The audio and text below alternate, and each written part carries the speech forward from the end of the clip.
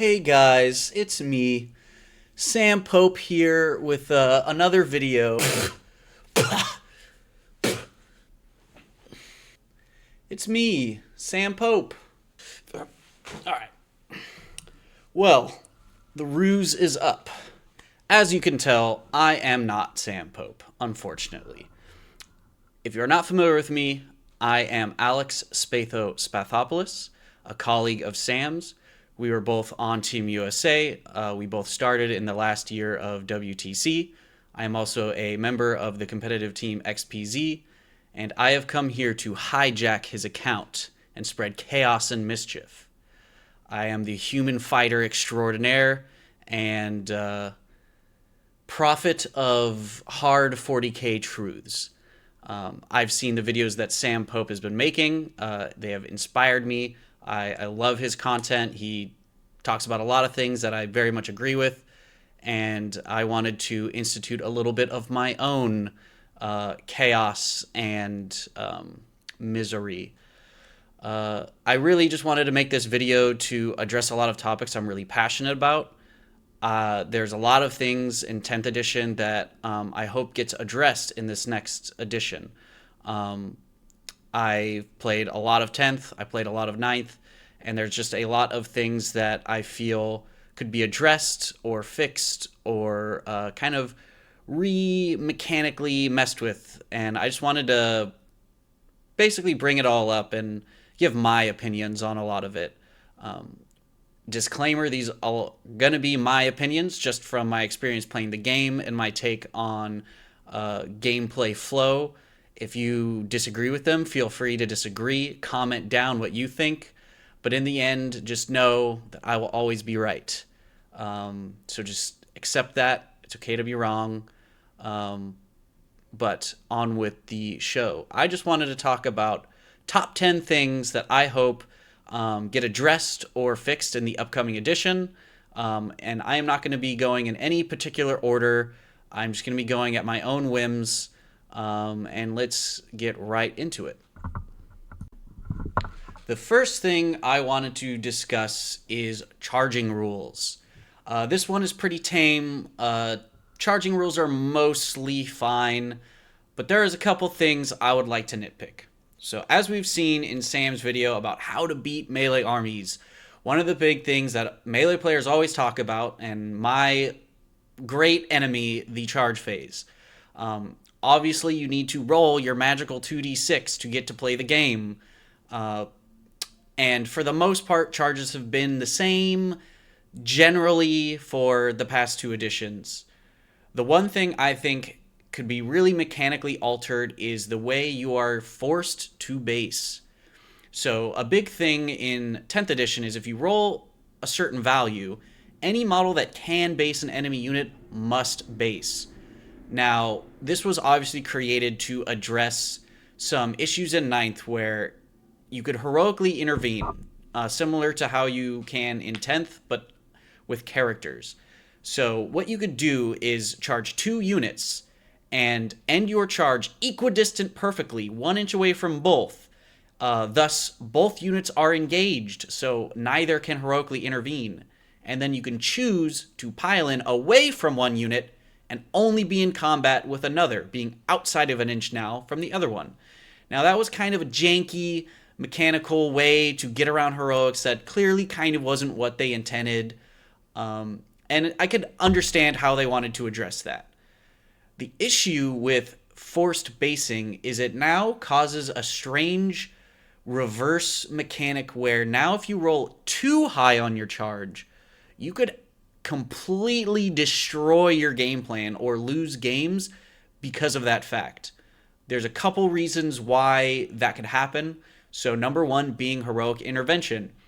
For example, if your opponent sets up a defensive unit that is ready to heroic for any given charge, if you roll too high and you're forced to base inside that heroic intervention range, that could lose you a game. You could get heroically intervened, your unit now dies, and it starts the snowball of momentum against you. And generally, I feel the charge phase is already a pain enough. It already sucks failing a charge. You already can lose a game on the whim of failing a charge. don't punish people for rolling high. You should never be punished for rolling too successful in 40K. And there could be a couple ways they can address this. Um, I mean, there's a million different ways for a lot of fixes, but just finding a way to kind of tone that down. Another reason I found that could actually cause issues is, let's say, a single model with a large base, a large oval base, just toes in on the edge of an objective. A lot of times you see this with like ghost keels, maleceptors, a knight, a big knight, just toes in like the last millimeter on the edge of that circle. If you move up your melee unit and roll like an 11 to charge, you're forced to spread your unit all around the base. So you're going all the way to the back and lining that base, which means you're now spreading your models off the objective. So if your game plan is to, try and fight this knight, but make sure it's not holding primary, a problem can become if you don't get to kill that knight, you've lost the ability to at least out OC it. So once again, kind of hearkening back to Sam's video on melee, sometimes melee isn't really trying to kill you because it can still solve the problem by being on the objective and tagging you. That is a very important thing. It's denies points. That's one of the strongest parts of melee is being able to get your units, and even when you fail, you're kind of still globbing your opponent up. The problem is if you spread yourself out like that and you drop all of the OC on the point because only 2 or 3 models can now stay on the point because you've had a base all around it, you've now failed on both occasions. Like you don't kill the target and now you could only put like 2 OC on it. So I really just would like to see some of those mechanics tweaked a little bit.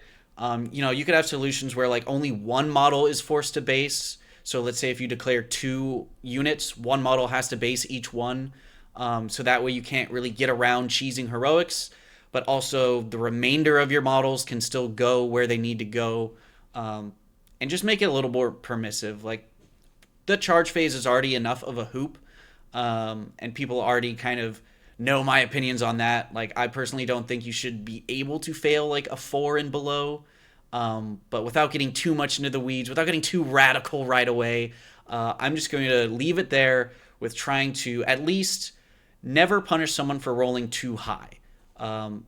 Make it more permissive, help the melee player out.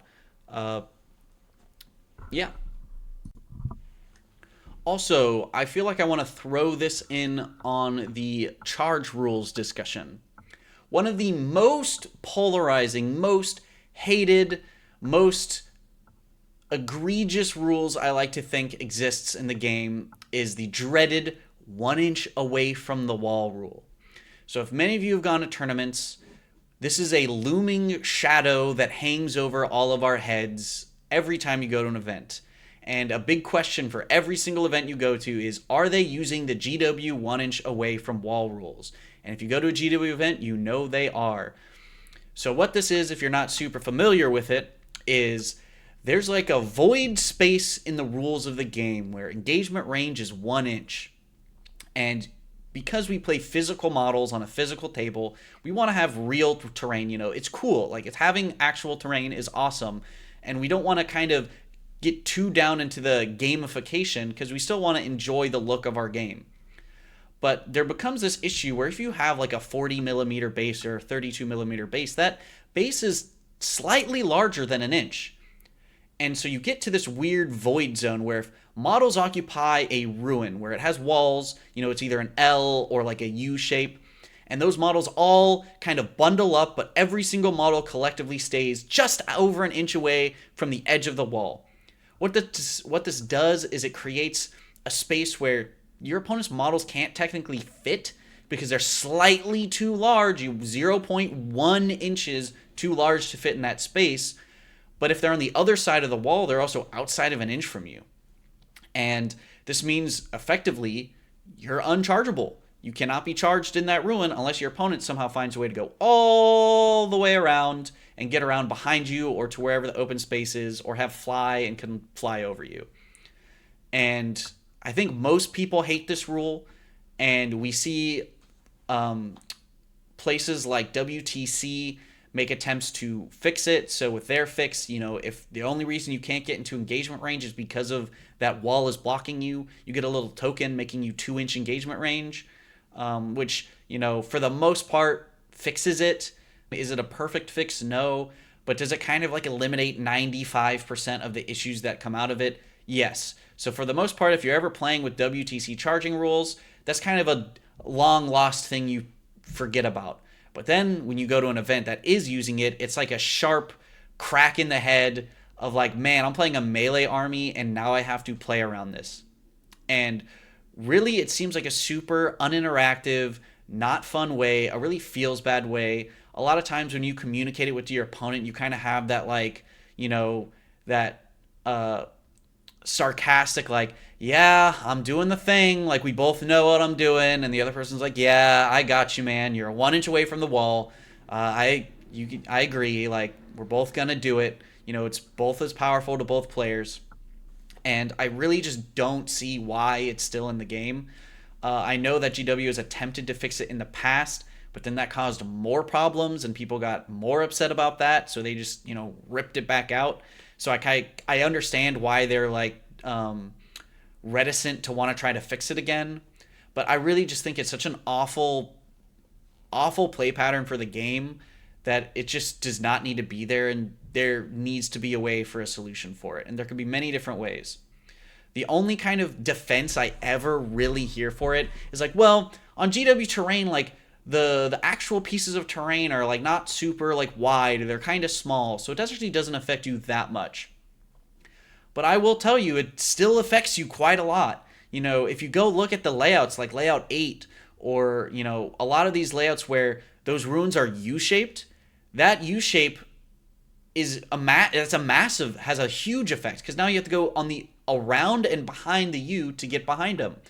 Even a small little kind of like on layout 1, that kind of tip of the spear triangle, that little short L, if you fill that with like a 5-man unit and you're 1 inch away, you're still telling a unit that wants to charge it from like the front, you're giving it like a -4 to 5 to charge just to get around to the sides.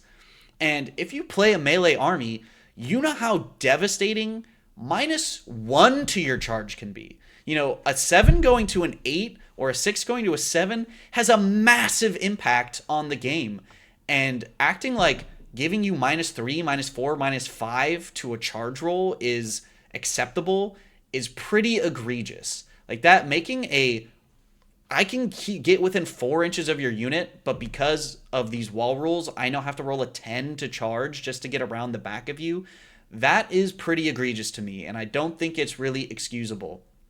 On top of that, even when you do make these charges, let's say your front model or your front couple models can actually get all the way around. Well, all the models that are left behind them that are still kind of straggling behind the wall, they're not going to be able to pile in up and all the way around and behind to get into those units. So you're still, even when you make these charges, you could cut out half your unit from getting able to swing.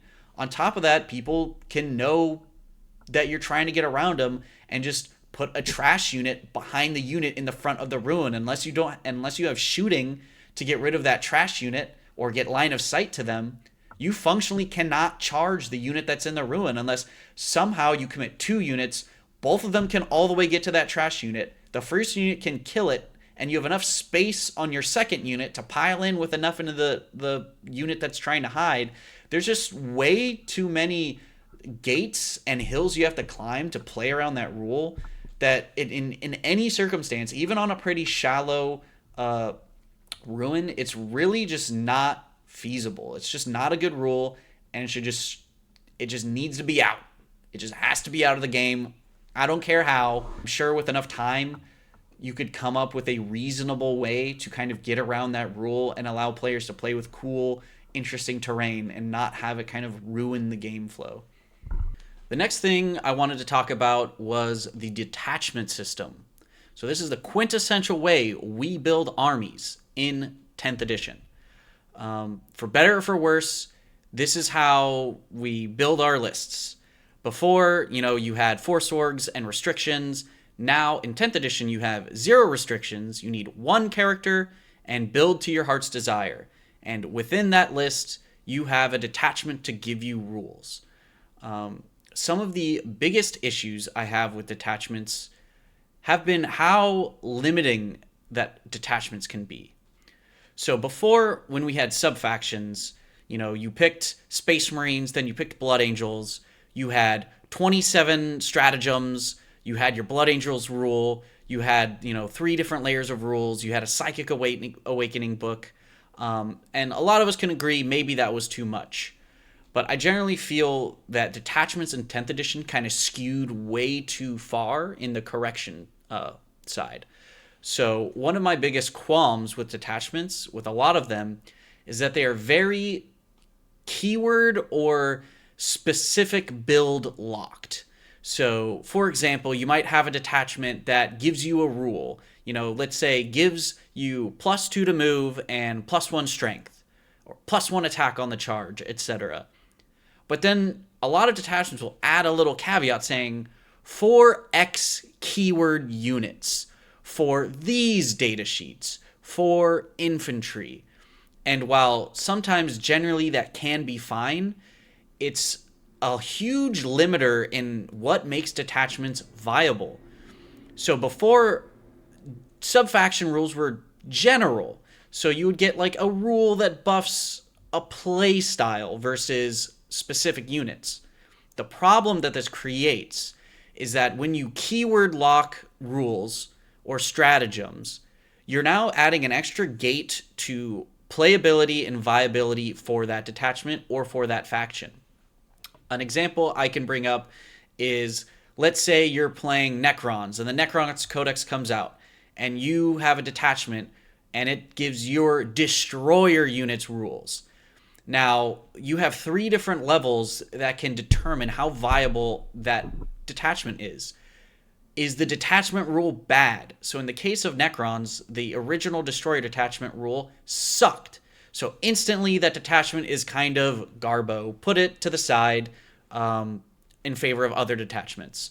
Then let's say you have a decent detachment where you're like, okay, cool, I get rerolls on my keywords.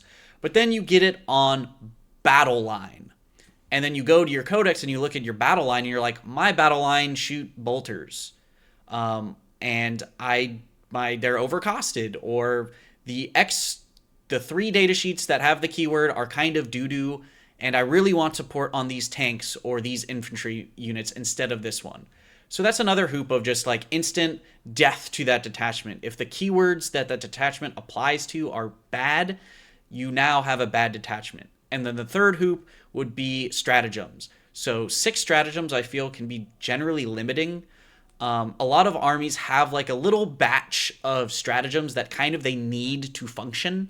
And if you don't include those in the detachment, you really need some powerful strats to overcome that.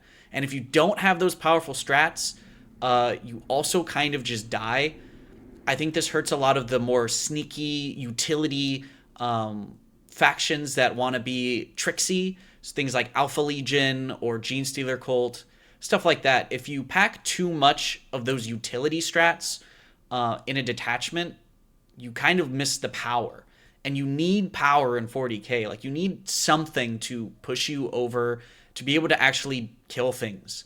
And a lot of times stratagems that give you like 6-inch pylon, 6-inch consolidate, consolidate in a different direction, precision. A lot of those things can be very good when you need them, but you're not really going to be using them a lot of the time. And while those can swing a game, when you play 8 games, 5 games in a tournament, you really want a detachment where most of the stratagems are ones you want to be using like every game.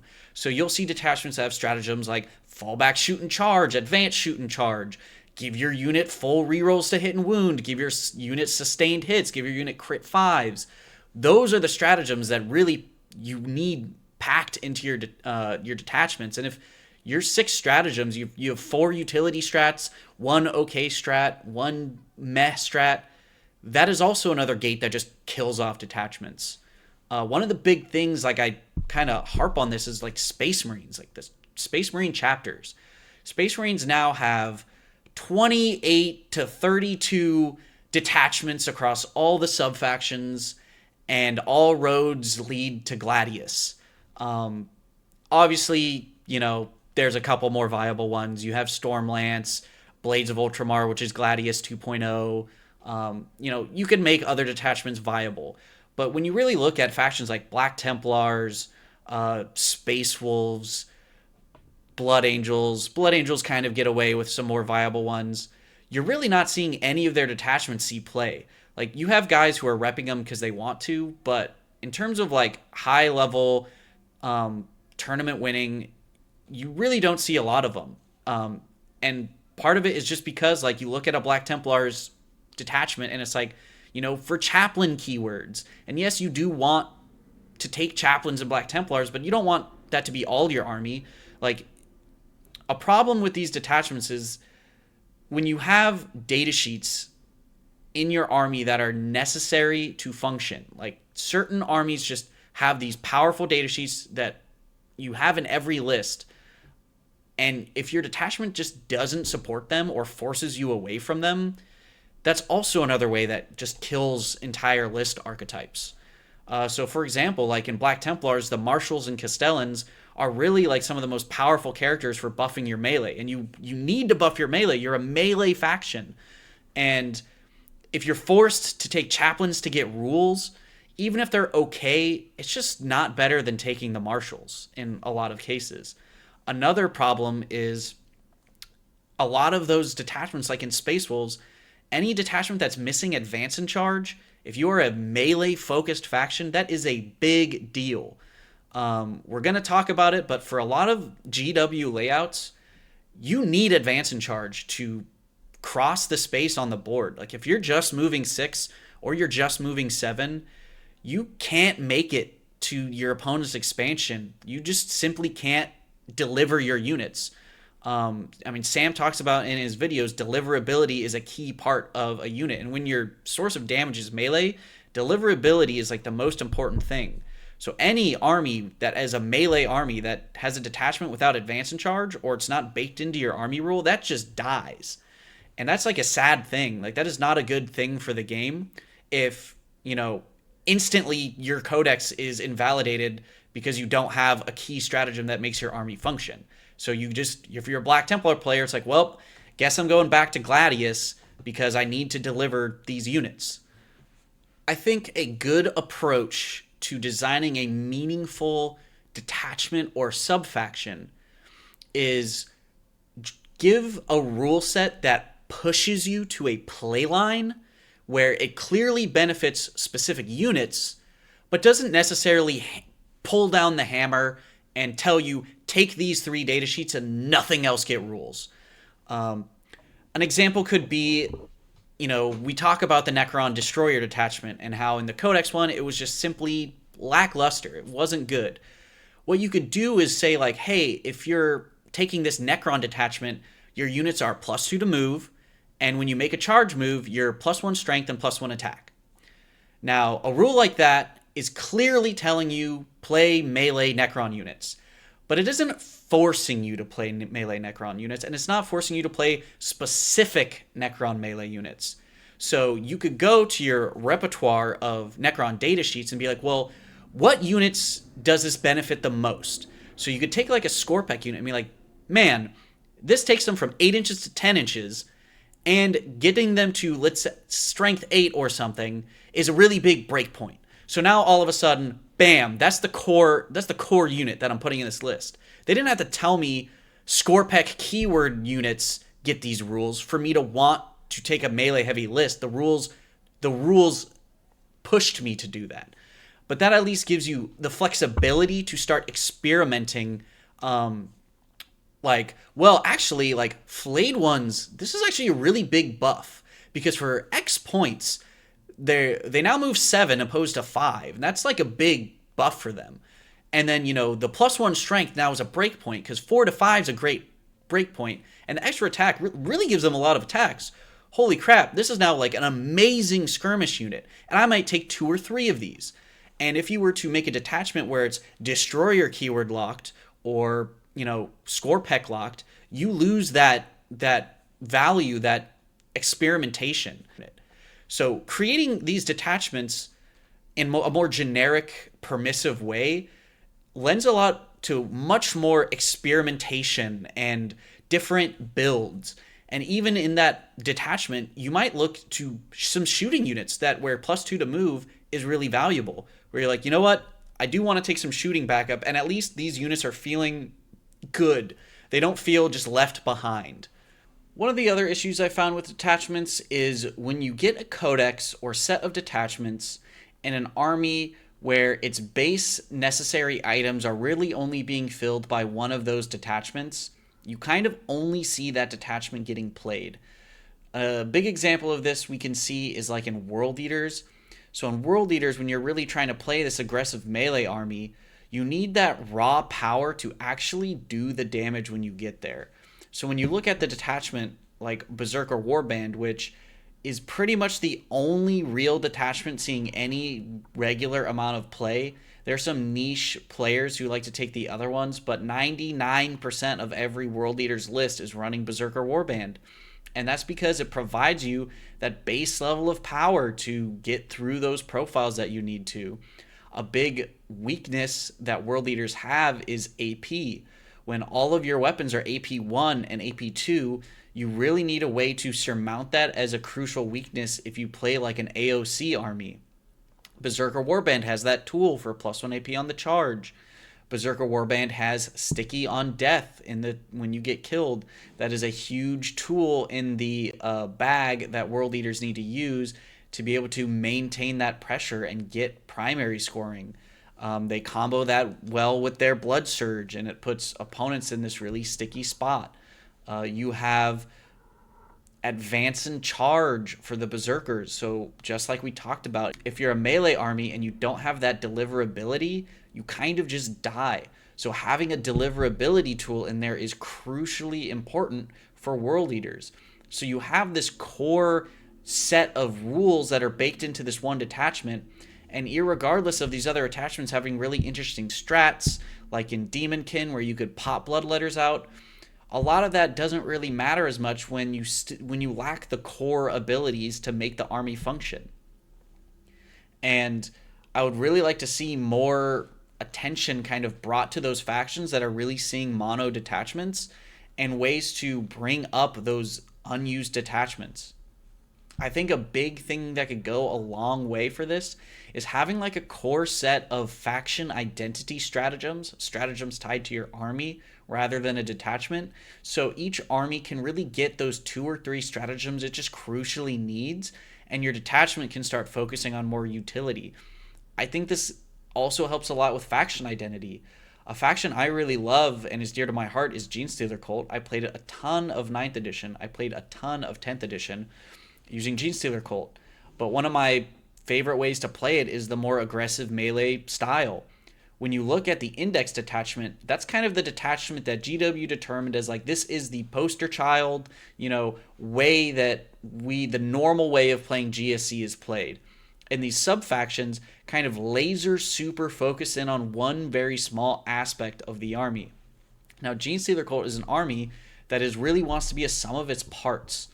So when you go and look at the army identity of GSC, you want to be sneaky, you want to be popping in and out of the board, popping out of sewers, scurrying back into sewers, running away from your opponent, ambushing them.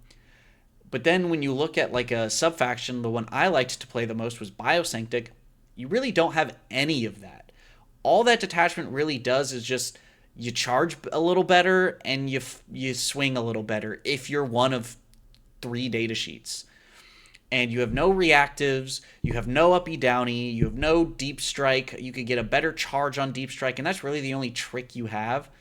So it really feels to me like that identity was lost. Like, yes, I'm playing with Genestealer Cult models, but it isn't really playing like Genestealer Cult how it's always been. So having like this core faction set of stratagems where, no matter what Genestealer Cult sub-faction you play, you're still having an access to like an uppy downy or like some sort of tricksy, better deep strike rule, I think would go a long way to both help with fleshing out those detachments that really want to have more utility and actually help with faction identity where you actually get to feel like you're still playing your faction even if you're playing a subsect of specific units. The next thing I want to talk about is one of the most dramatic changes to how we play Warhammer in 10th edition in terms of profiles. So in 10th edition, we had an entire revitalization of the toughness system and the strength system and how your weapons are profiled.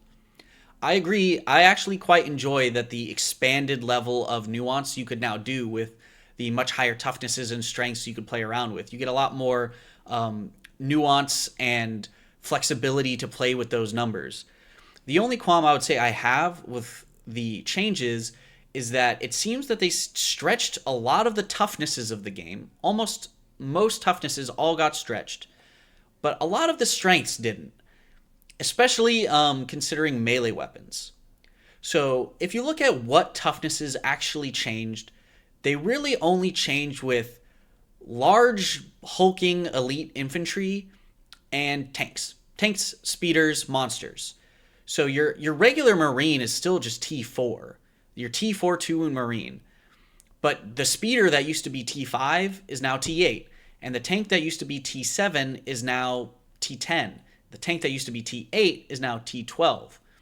But the problem is a lot of the profiles of things kind of stayed the same. So if you look at a power weapon or a power fist or a thunder hammer or, a litany, a bolter, so many of these weapons stayed the same. So a power fist stayed strength 8. A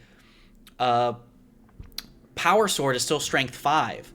But when you take these rhinos or light vehicles or speeders or tanks and you just double or like 75% increase to their toughness value and you don't really increase the points, all of a sudden that kind of throws out of whack the kind of cost for cost balancing on what can deal with what.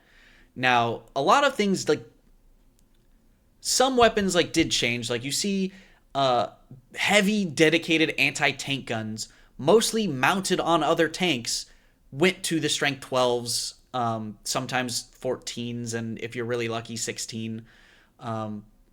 And the melee weapons that are usually strapped onto giant monsters or giant dreadnoughts actually got to go up. But most things didn't. A melt-a-gun is only strength 9. A plasma gun is still strength 8. But all these vehicles went up. So then the question becomes, how many of these strength 12 weapons can I really include in my list to offset these toughness stretches? And, if a list in 9th edition you were taking, 10 total las cannon shots, and in 10th edition, you probably still only can really pack in like 10 of that profile. The extended durability of a lot of these hulls and monsters just dramatically increased. Because all those toughnesses stretched and a lot of those strengths didn't stretch except for some key profiles, you've artificially greatly increased the durability. So a good example I really like to point out is like the humble rhino or truck or random transport. If you look at how much points they costed in 9th versus 10th, they're generally the same. But rhinos are incredibly much more harder to kill in 10th edition.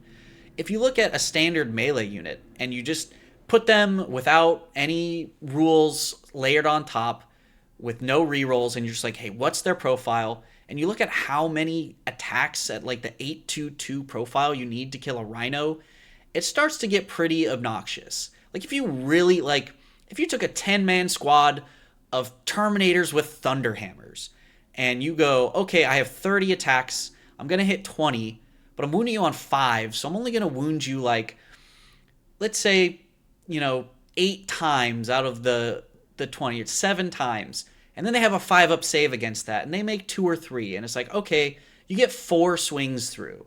You're doing like 8 damage. Like on average, like do 10 Thunderhammer Terminators kill a Rhino? It's probably maybe like 50-50, if that, which is kind of egregious. I think we can agree. Like a giant 300-something, 400-point melee unit shouldn't struggle to kill a 75-point truck in melee without buffs. And because of that, when you see these melee armies, or armies that rely on a lot of these lower strengths, You're seeing them layer sustained hits, lethal hits, rerolls, crit fives because you need them. And this kind of blends into the detachment problem where if you're an army, like a melee army that's trying to play the game of Warhammer, you need sustained hits, rerolls, crits to be able to surmount these toughness checks. Because if you're just going around swinging strength 5 power swords, you need to massively overcommit to kill even the slightly toughest hulls or monsters. So I'd really much like to see a more widely varied choice to profiling. I want to see more impactful choices because you see something like a Thunderhammer and a Power Fist, everyone just takes the Power Fist. If you stretched maybe these strengths out and be like, okay, well, maybe a Thunderhammer is strength 12 and it's damage 3, but it's only AP 1 or AP 2 and it's weapon skill 4. So now you have these meaningful choices between like, do I go for the high strength, lower AP, maybe higher damage, but I hit worse, or go for the more reliable, better hitting kind of medium profile that could kind of punch up if I have a strat, punches down pretty good, has maybe a more attack in there. Make more meaningful choices because you're kind of shoehorned into like what is the most efficient, most widely attacked profile that I could layer my 2 offensive strats on to the maximum. And you see a lot of profiles simply not taken. And a lot of tenth it's blended to a lot of like stat checks. We see lots of stat checks in the meta. We're seeing Catan right now. And I think a lot of that is because of the toughness stretch not really being matched. And it's being kind of band-aid fixed because like the detachments people are choosing are full of rerolls and lethal hits and crits and lance. But those are the reason people are taking those detachments because those are there. And there's a reason that those other detachments aren't seeing plays because they don't have that in there. So yes, while like we at face value we could look at the meta and say like, you know what, there's people are still dealing with, you know, these hulls. You know, you look at the Eldar Fire Dragon days. They aren't dealing with the hulls because their profiles actually kill hulls. They're dealing with hulls because they have full hit, wound, and damage rerolls with sustained hits and flip sixes. That's the level of contrivance you have to go to when you have a strength 8, strength 9 gun to kill a humble predator tank. Or else, you know, less the 5-ups take away and you don't roll enough 5-ups on your 10 shots and you fail. You know, you look at a 10-man Fire Dragon squad, if you just take away the rerolls, it's like, okay, I have 10 shots hitting on 3s. That's 6 hits. All right, now I'm wounding on 5s. That's 2 wounds. Do you make one of your invulns? Do you make one 6-up save because you have cover? Am I in Melta range? 10 Fire Dragons, which, you know, on paper probably cost like 200, 300 something points, won't kill that stupid 120 point T10 hull on average dice. So now you need to add these like layers of efficiency on top just to match that. So I really think that they could widen their horizons on profile values and strength values. We have like, if you look at a data sheet and you look at everything on that top row and all the strengths that are applied to weapons and AP and damage, you have like 13 levers of manipulation to adjust something. So say, for example, you want to make something tough. You have a plethora of layers. You have the save lever. You have the wound lever. You have the toughness lever. You have so many different, you have rules. You could add Fional Pains. You could add damage reduction. All of these levers you could pull to make something tough. But it seems that a lot of times when we make a large, tough thing, we just pull every lever. Like every big tank, like big fortress tank, things like Rogodorns, land fortresses, land raiders, there's just 2-up save. Maybe it has an invul, maybe or not. Let's give it T12, T11, T12. Let's give it 16 wounds. And that's the pattern that we call big, giant, ginormo tank. And you really don't have to pattern it like that, you know. You can leave things to be at 3-up saves and maybe give them some more wounds. You can make something have 15 wounds, but it's toughness 6. It's like, wow, that has a lot of wounds, but it's still like pretty relatively easy to wound. You have so many of these levers that you could toy with. You don't have to just stamp like the pull X levers if it's X size model. Like we see this with Catan. Every lever is pulled on the Catan. Every single lever. It has a 3-up save. It has a 4-up invuln. It's high toughness. It has high wounds. It has -1 damage, and it has a 5-up feel no pain. We could alter those levers. You know, if you want the Catan to be tougher, you could give it 20 wounds and a 6-up feel no pain and no damage reduction.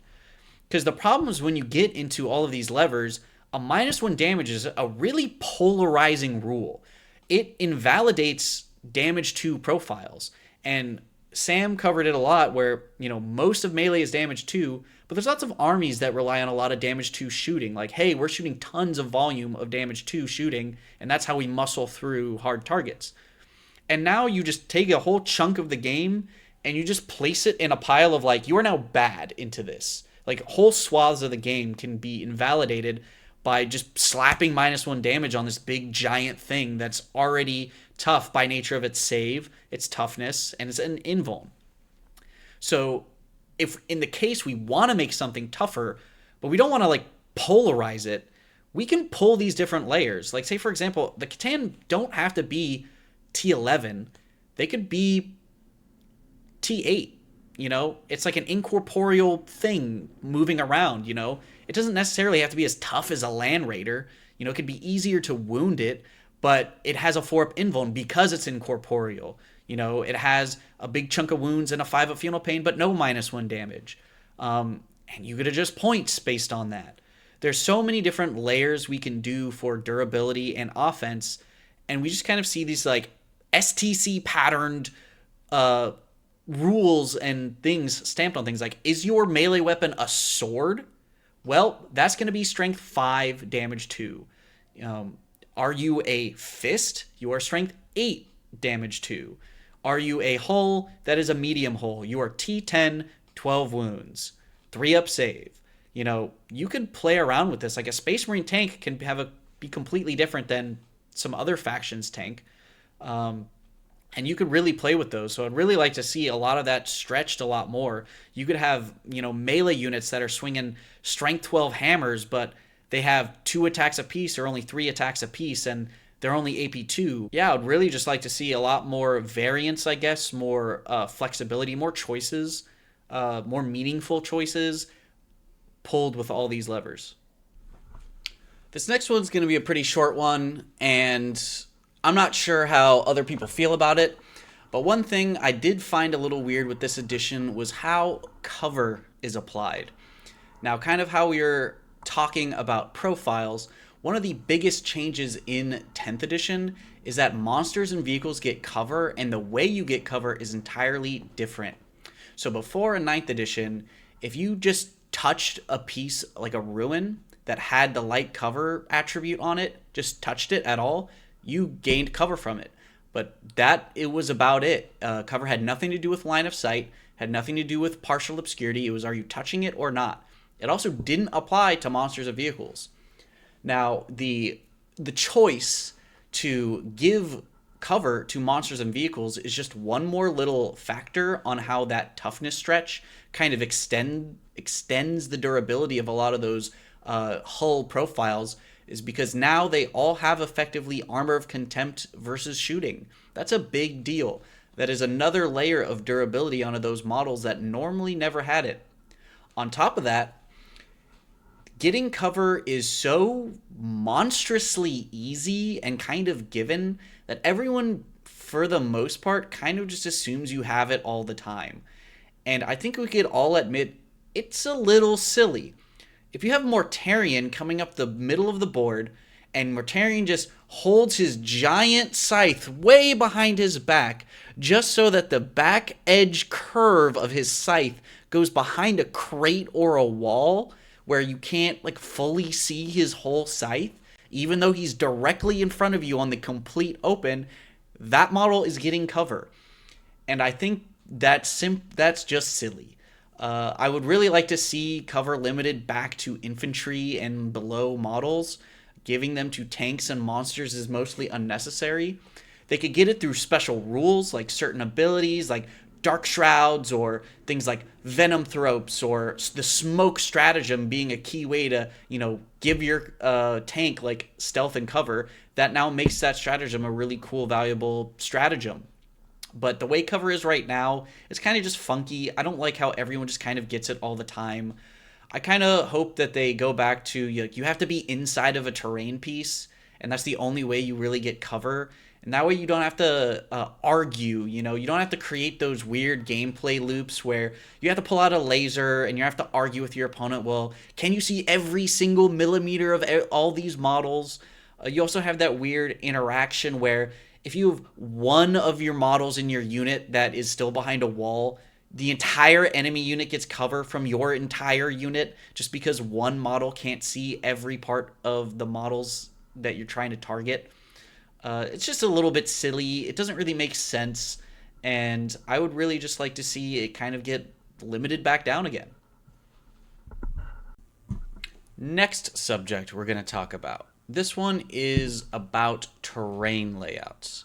Now, one thing in 10th that GW's done is they provided a list or selection of fixed layouts that tell everyone on how to use their terrain.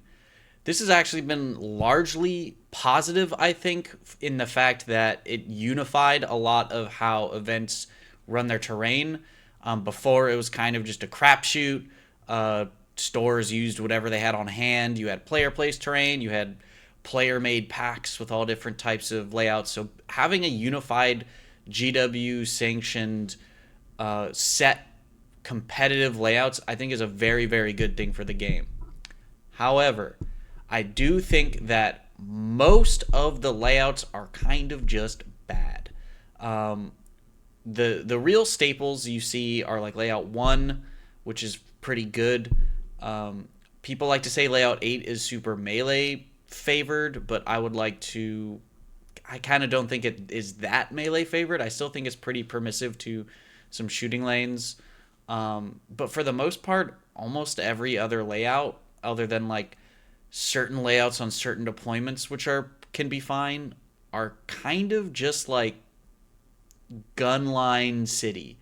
You find this problem a lot where you look at a layout, and on most deployments, you could really only stage your units in like a couple key spots to hide from gun lines turn one. And even in those spots, space is pretty limited and you can't really gain ground. So a big problem I have with GW terrain largely is even when you can find like small hiding spots, there's really nowhere to go after that in terms of staging. I fully understand, or I would agree that most no man's land objectives, they can be in the open. Like, you shouldn't really be able to hold them from behind walls, or if you can, you shouldn't be able to with large amounts of models. But there should be the trade-off that there should be staging places somewhat near them in no man's land where the trade is be on the objective, put OC on it, but be more exposed, or be forward, gaining ground, but you're not on the objective. So a big thing is if you're playing like a melee army or a more mixed army, or you simply, even in shooting versus shooting, if you have like less guns, you are now forced to have to respect the other guns more. So that means you have to cling to the terrain more, you have to hide more, and it's on you to kind of set up your units in such a way where you could try and get those heavier guns out first. And a problem is that in GW terrain, a lot of these layouts promote a lot of guns to just kind of sit back barely outside their deployment zone and cover almost the whole board.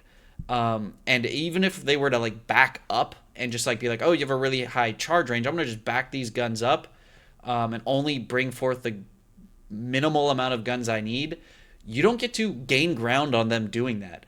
Usually if someone cedes you board space, you could claw another position, like staging up the board, and now you've increased your threat range for the next turn, and they have to either choose to come near or back up even more. And if they keep backing up, you keep gaining ground. But on a lot of layouts, there's simply nowhere to gain ground. The moment you leave the two staging spots that are 3 inches outside your deployment zone, there's nowhere to hide. A gun is going to pop out and shoot you. And a lot of armies can't really afford to just be shot up before they really get value. Like, there's really very few armies. Like, we're thinking of like Catan, Knights, like Custodes can probably get a bunch, but Custodes even don't want to just eat a whole Tau shooting phase in the open before they get to make any charges. So I think that is a huge deal that they need to take a look at in terms of mixing and balancing up these layouts. I'm going to go to some wonderful, exquisitely painted paint layouts to try and demonstrate some of this. Just to put in picture like the real distances involved, and a lot of this also kind of coalesces and ties with a lot of my other points. Like you'll think things like with the toughness stretches and the melee stretches, the charging stuff, the detachments. A lot of this coalesces and mingles in how they interact, because you'll notice in a lot of these layouts, the place where you could stage, the distance between there and your opponent's expansion objective will be pretty prohibitive in terms of distance. And unless you move like 8 to 10 to 12 inches plus and have some advance and charge in there, you are not closing that distance before getting shot up. So if you're moving 6 inches or 7 or even 8 from a lot of these locations, you're like, maybe I need a 10-inch charge just to get to my opponent's objective if they just kind of stand on the back end of it. If I move 6, 7, or 8, how do I mitigate getting there in the first place? Like, you kind of can't. Unless you're so tough that you could just walk up in the open and eat a whole shooting phase and expect to have enough left to keep pushing forward. That's why you need advance and charge in this game. If you don't have that speed, if you don't have that deliverability, you can't function on GW terrain. And it's why GW terrain seems to always skew to like stat checks and gun lines, and why like on WTC terrain you start to see more melee pressure flourish a little, but even then it's still having its problems. So I'd really like to see a different approach. So let's take a look at some examples of some of the more worse ones, of like just kind of putting it into perspective. And these are ones that, while being probably some of the worst, they also seem to be in like every other event. Like they're like pretty much staples. Like layout 1 is probably the biggest staple, and then these are some of the ones that I see event after event, but they have lots of glaring issues. So here we have a standard layout 4, and if you could see here in purple, I've kind of outlined the basic tipping point deployment zone. So here we see layout 4. Layout 4 tipping point is something I see all the time, every other event. And in my little janky paint layers, I have some drawings. So here, if I click on some view, these are some lines that I drew so that you could kind of get a sense of units popping out and what their firing lanes look like. So you see here, these green dots are like a unit poking basically slightly out of their deployment zone, all the way back here at the top. And these lines are kind of cutting these angles, showing like where they want to be seeing. So if you notice towards this top here, this top ruin, at least on like how GW official ruins have it, it is quite shallow.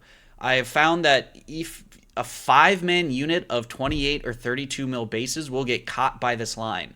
So unless you have like a single lone op or like a really compact small unit of like 5 models, it's quite easy to shoot inside there.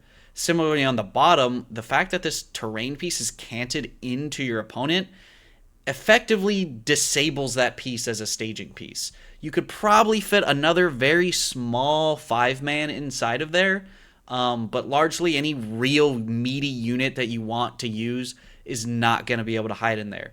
Similarly, this piece in the middle, because it's canted into your opponent, units that can pop down just barely outside their deployment zone can shoot you from across the board.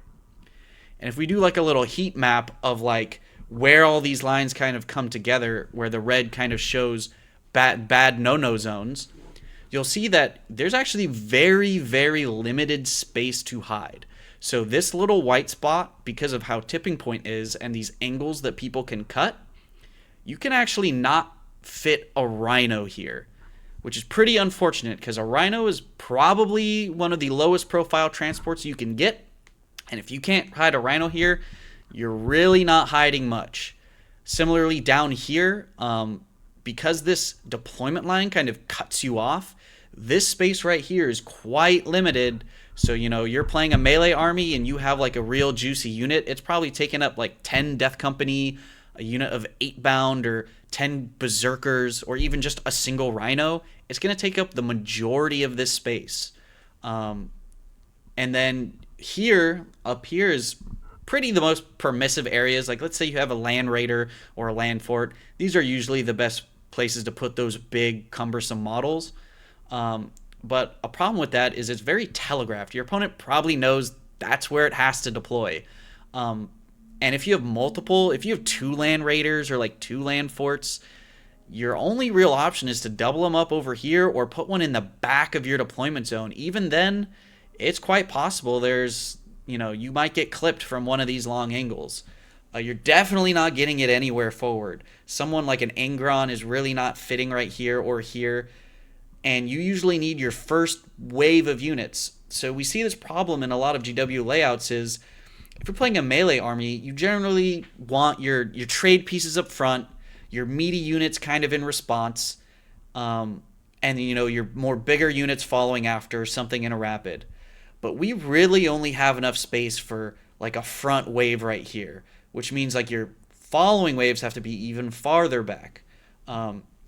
Even then, let's say you get first turn, the amount of ground you could kind of gain in stage is pretty lackluster. You can maybe get up another 4 inches. Maybe you get a small 5-man unit up here. Maybe you could fan out right here and have a unit here push up into this little L pocket. But that's about it. Let's say your opponent decides to run all the way to the back corner of their deployment zone with a bunch of guns that could still get to these angles. You're not able to go anywhere. You can't occupy this ruin in here. You can't put any more than 1 unit in this little pocket. This corner is as far up as you could get. And this L pocket is as far up as you can get. If you look at those like distances and you start kind of like checking these distances, it's about like 20, 23, like, 18 plus, depending on where these objectives end up on like Crucible or Tipping. That's a long distance. And if you're trying to play Black Templars in, X detachment that doesn't have advance and charge, and you're trying to put a Marshal in a unit, well, good luck, because I don't know how you cross these distances. Another problem, right, is if you don't have gun support, and people do have the gun support, they can just, pre-measure where your units are, sit these shooting units in these little spots where you're not really able to charge them, but then on their next turn they just fly up their movement and shoot you in the small staging places you have left. A unit moving from here to somewhere more central, somewhere like right here, can easily shoot up in this shallow gap right here. So we encounter this problem where all these objectives can start getting bullied from distances almost across the board. And if your opponent just sits back and holds these angles, you never have a chance to punish them or close that gap without eating a shooting phase. And I think that's, pretty problematic. Things that could change is like this ruin could close this L on the other end, so units can actually get up in here, actually utilize the staging space, maybe move it a bit out more, occupying this middle area, not on the objective, but somewhere right here where, hey, you know what? You've given me board space. I'm going to claim this ground, and now I can start threatening like these 2 ruins. You're still real far from their home. You're not even getting really into their deployment zone, but you could threaten their staging areas. Similarly, like this ruin, definitely shouldn't just be canted open to your opponent. It should be closed off, you know, give you a spot where you could start threatening your opponent's expansion, but you're still pretty far from the meat of where they want to be staging. If they still stage a lot of their guns back here, you're not really getting to them. You could only really affect their expansion that's directly in front of you. So you're still playing a pretty responsive melee game, but you just need to be able to gain ground. And unfortunately, this layout doesn't really allow you to. I think this is a big reason why we're seeing things like Mont Ka Tau, Star Shattered Necrons, things like Guard are just performing so well with GW terrain. Scintillating Legion can kind of escape it because they have Bellacore and then use these firing lanes to then punish you. So it's super hard to actually gain any ground if your opponent has a shooting advantage. We're going to take a look at layout 2 on like Crucible. I'm not going to go every single layout, but I'm going to go over some key ones that I generally see a lot, and this is just kind of indicative of a lot of layouts. Layout 2 has the exact same issues on Tipping Point as here on Crucible. Layout 4 has the exact same issues on Crucible as it did on Tipping Point. The only exception here is layout 2 is generally decent on Search and Destroy. It's a little better, but it's still not great. So if we look here at the Crucible deployment zone, it looks kind of fine as like the eye takes it. But if you kind of pop open these like little shooting lanes, you notice this whole bottom lanes, just top to bottom, completely open. On top of that, you kind of have these like weird angles where someone can kind of poke a gun, move 6 inches outside their deployment zone, poke a little gun on the other side of this corner, shoot all the way down here. Similarly, a unit over here can kind of just scoot up 8 to 10 inches, which is usually the speed of a tank. It can kind of shoot up to here, stick its gun out, kind of shoot up in this angle. And then you have these longer angles through the middle where guns can kind of poke out. So if we kind of look at this heat map again, staging is pretty limited. Staging right here is your kind of best bet, but let's say you have a Land Raider, it might be able, like, obviously, your stores might have different ruins that actually sit on the plate. Depending on how people measure it, the little corners can always be different, but just trying to keep it unified and going off of their printed layout, maybe a Land Raider can fit here. If it does, you're definitely not putting any other units in here. Similar down here, you have a tiny little pocket, so if someone wants to just shoot up a little suit and shoot down in this pocket, you could usually hide like 1 5-man, barely you could usually get a 5-man, or like a 3-man Sangard can squeeze their little way in here, but you're for sure not getting any more. Over here, you could obviously stay way nice and behind this plate and move up into this L piece, which is pretty decent, but usually these objectives over here are pretty exposed, pretty in the open, and you can be shot all the way across from the other corner on this objective. So these lanes are pretty permissive. What an issue that happens on layouts like this is if you have to respect your opponent's shooting, you can't just let yourself get shot top 1. I mean, there's some matchups where that's like your only choice. Like you play Mont Ka Tau and you're like, well, if I really want to hide from your army, I have to be so far back in my deployment zone, I automatically lose. So I just have to deploy everything on the line and just hope to go first. But for the most part, just an average game of I'm playing some Space Marine list with some tanks, and I'm playing a Sisters list with I have a couple tanks and I have some Fragile Sisters units. You still don't want to just get shot on the top of one in your own deployment zone just because your opponent went first. So if we have a unit that wants to stage up in here, let's just say we're playing a melee army, because melee armies are the ones who suffer most generally on GW terrain. I have my one, first wave unit here. I have a unit of JPI that is just prepping to go clear chaff off an objective or sitting on an objective. I can't really hide anything else here. So my next best spot is way back here in this ruin, hopefully like kind of shoved up a little bit. If a gun just kind of pokes out 6 inches from my deployment zone, their deployment zone, and just shoots your JPI, how do you respond to that? You can't. There's really nothing you can do. If they just kind of walk up and stage right here, your one unit that's exposed gets killed for free, and you really have no way to punish your opponent for doing that.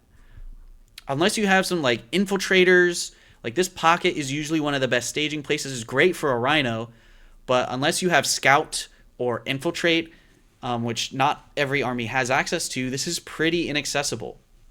Similarly, over here, you could generally hide a unit over here, but you're still kind of a little pushed back, and you could get up in this ruin. This is generally one of the only decent ruins you can, but you could, having something like this is super telegraphed and very susceptible to move blocks. Similarly, over here, you could push up into this ruin. You're 5 inches out of your deployment zone, but there's nowhere to go. If your opponent leaves this entire quarter of the zone, this entire region, you have nowhere to go because any gun can just pop out on the bottom half of the board and shoot anything that wants to gain ground over here. So there just really needs to be a little more accessibility to claiming board space if your opponent gives you it, and not be shot from the entirety 50 inches away across the board. Next thing I want to talk about is missions, how we play the game, both primary and secondary. One of the most radical changes, biggest shifts in 10th edition was how we score the points of the game, or the way that secondaries and primary interact. So we got introduced to a whole new host of ways primary is scored versus the standard hold 1, hold 2, hold 3. On top of that, we have a completely new way we score secondaries. So ninth, we had, you picked your 3, and then you had your special faction secondaries. Now we have tactical and fixed, which kind of really isn't a thing other than like really specific circumstances. But for the most part, it's the tactical deck, which is the main way to play the game. For the most part, primary's been pretty fine. Most of the missions are actually fine, and after a lot of tweaks at the point we're at now, I could say that almost all the missions are actually pretty okay. And, sometimes missions favor you going first a little more, sometimes they favor you second a little more, but that's just the nature of the game. There's always going to be a slight push to one side or the other, and that's fine. Like, you could mix it up, and some armies can do certain missions a little better. Like, that's all fine and all part of the game. The only real primary missions I kind of want to harp on are purge the foe and supply drop. I'm not really going to address like the non GW competitive provided ones like the kickball, just because they don't nobody plays the kickball. So even though we all kind of acknowledge that one is really, really bad, luckily GW noticed that too, so I personally have never really see it played at events. So let's focus on the two main ones. Supply drop is probably not as bad as purge in my opinion, but I think the problem with supply drop, as we all know, is such a massive go second feels bad for whoever gets the second turn. On top of that, there's like a double whammy of whose objective leaves first. So before, it could have been any objective, and now the last one to stay is the one in the middle, which is still, that's an improvement, but it's still such a huge like who gets second turn. And on top of that, you have that additional, okay, not only did my opponent get second turn, but my objective is going away first. And immediately that's kind of just like, I have to table my opponent in 4 battle rounds. I just have to table them. And if you're playing one of those armies that doesn't really do that, they want to play that extended scoring focused game and, do some primary denial, you don't really have that as an option. You kind of just lose. And I don't think that's a really good thing. And so I think for the most part, having a slight benefit for going second is fine. But on supply drop, it's just magnified. If you look at the actual primary, all someone has to do really is, if you're going second and you just stop your opponent from holding the middle, so on the bottom of 4, you just dump OC or kill those units, and all you do is just stop them from getting that 15, and then you just walk on your bottom 5 and get the 15 at the end of turn, That's a 30-point differential in terms of primary score. And it's pretty hard to surmount a huge score like that. If there's a way you can at least just kind of tweak it, make it less swingy, you could make it just worth 10 at the end, change the math around the points. Like it doesn't have, like the descending objectives doesn't have to be necessarily a bad idea, but I think it just needs to be less like whoever gets second just completely swings the game. And so you could keep the mission mostly intact if you just kind of adjust how the points are scored maybe a little bit. So kind of like make the medium load a little better, a little more permissive. And I think it could definitely be improved a little bit. But I really think the worst primary mission of the ones that are played is Purge the Foe. Purge the Foe is even more go second favored. It is probably one of the most go second favored missions, completely designed. It really promotes a super non-interactive way to play the game. So we all kind of collectively, you look at it face value and be like, okay, this is obviously a mission that punishes MSU armies. So if my opponent is running a 23 unit army and I have 14 units, it's going to punish them, and it forces players to try and not go super wide. Or, I've also heard arguments that like the go wide armies are generally like way too good at primary because they're so good at denial. And I don't necessarily think that's true. We see plenty of more elite armies able to dominate primary on any other mission.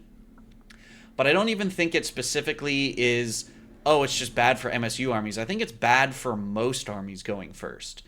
It really just, the fact that there's zero reason to actually hold objectives, you get, hold one and hold more being the two checkboxes, really just means your opponent just has to hold their home objective and make sure you don't hold more.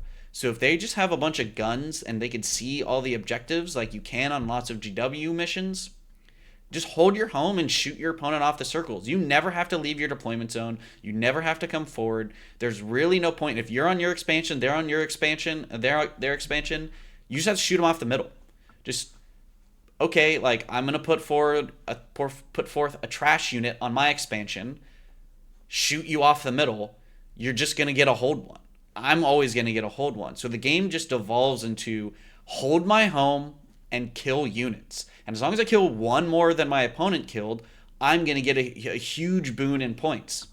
And if you're going second, it really just promotes like super castling. Make it like as hard as possible for your opponent to not get any kills or have to only get one kill at a time, or layer like be as far back as possible, and the one charge that they can make, you could make a heroic intervention against, force them to use 2 units, and then you're like, cool, you got my 1 unit, now I just kill these 2 and hold position, and I'm going to win the game by a landslide.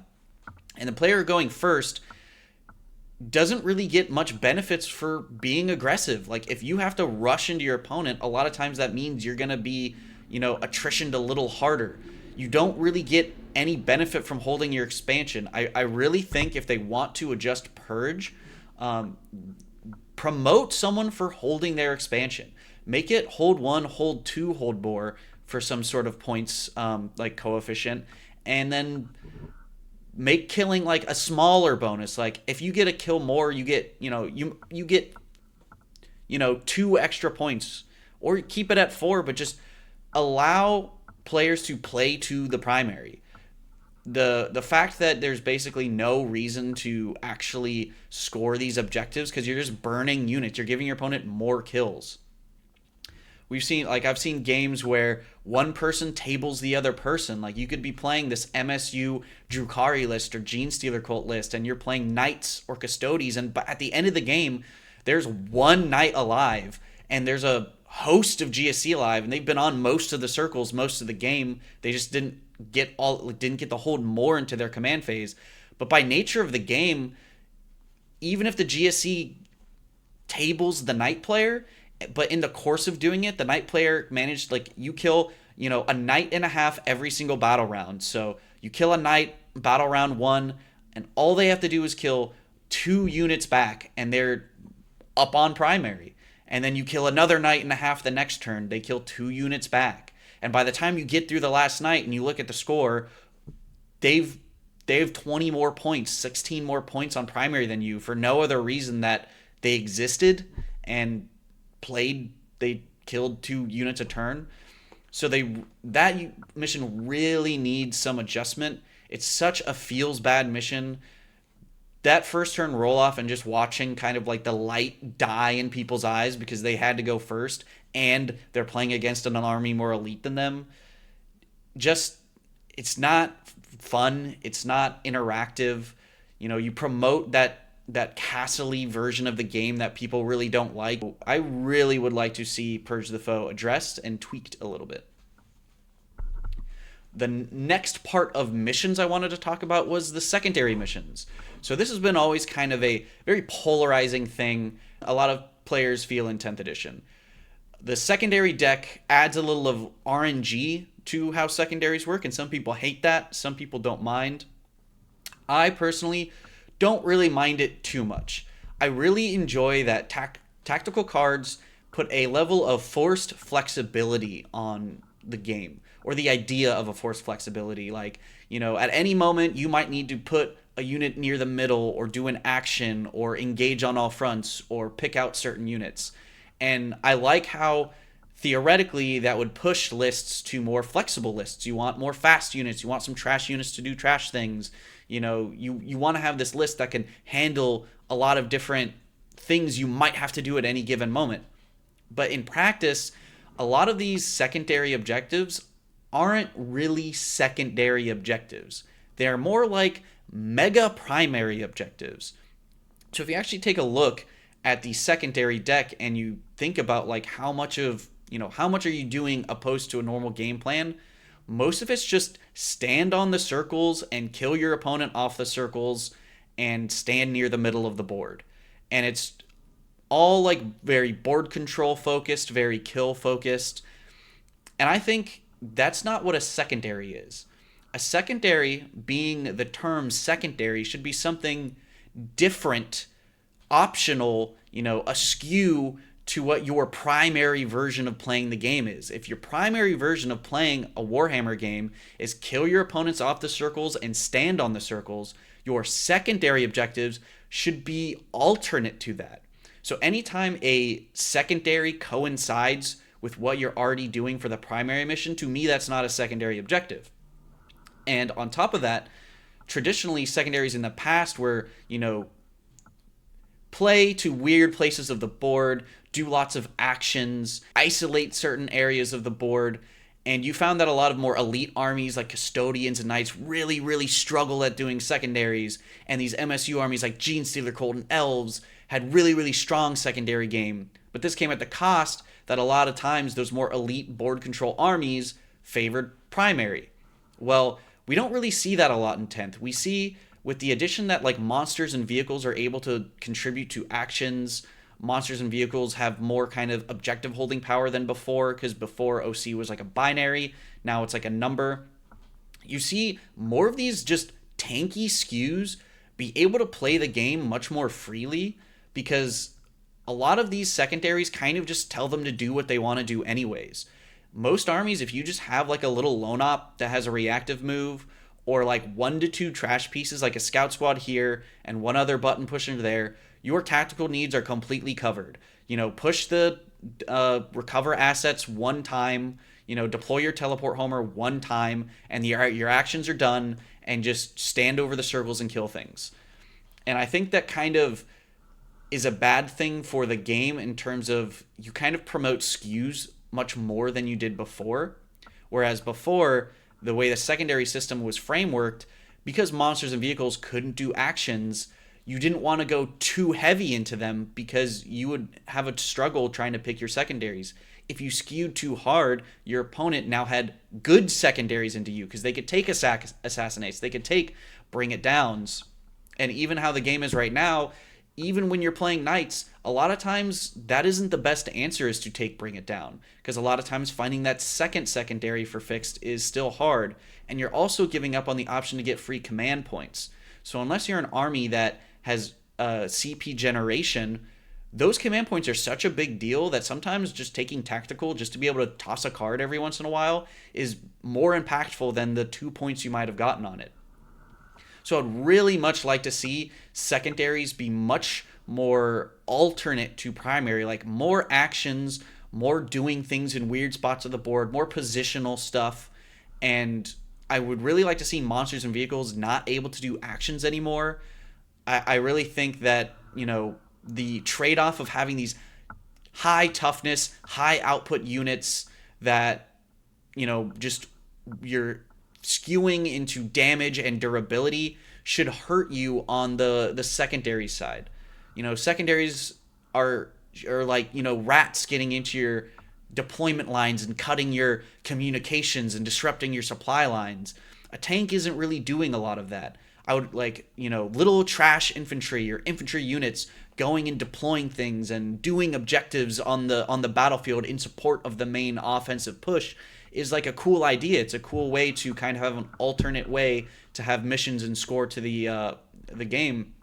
But the tactical deck really isn't that. The tactical deck, if we look at these cards, is kill units on circles, kill characters, kill vehicles, kill extra amounts of units, stand on the circles, stand on a circle that your opponent had, kill 2 units on a circle, flip a circle. And even all the actions that do exist in the tactical deck, they can all be done in the exact middle of the board or half an inch outside your deployment zone. We have established locus, which is within 6 inches of the center. You could do it. You don't always, if you can't get to your opponent's deployment zone, just be near the center, which is, 90% of the time I see that where it gets deployed. Then we have cleanse. Cleanse is just be on the center objective, be on your expansion. Recover assets, be half a centimeter outside your deployment zone, and your guys holding your home objective do it. Sabotage, touch your lone op 1 inch outside your deployment zone on a ruin and do the action. Every one of these actions require you to just be either on your expansion or near the center. All of that stuff you want to be there anyways. So unless it gets to the point where you simply just run out of units to be able to do it, they really aren't doing anything that you're not already trying to do. So I'd really much like to see a lot of these secondaries be a little, I guess, harder or less congruent with the what you're already doing in terms of the primary. Another thing I did want to bring up with the secondary deck is it seems that the points scaling on secondary cards is flip-flopped for like lots of them. So when you look at like the easiest, most stupidly dumb cards that you could possibly draw that are like, oops, I get like all the points, they're all the highest scoring ones. Extend battle lines, secure no man's land, storm hostile objective, stand on hold your home and hold an expansion, stand on the no man's land objectives. Those are the most easiest things you can possibly do in the game, and it's what you're already doing. Your opponent draws extend battle lines and area denial turn 1, and they get a big 9-point turn for putting their combi lieutenant near the middle and standing on their expansion. That's a big secondary turn. Conversely, if you're turn 1 and you draw like cleanse and recover assets, that's costing you, up to 4 actions. And, the units that want to go and do the cleanse on the middle are also the units that probably want to go trade for that combi lieutenant or trade for the other person's little trash unit. So now your secondaries are actually quite a lot harder to do. And then if you go and you score them, you're scoring less than your opponent.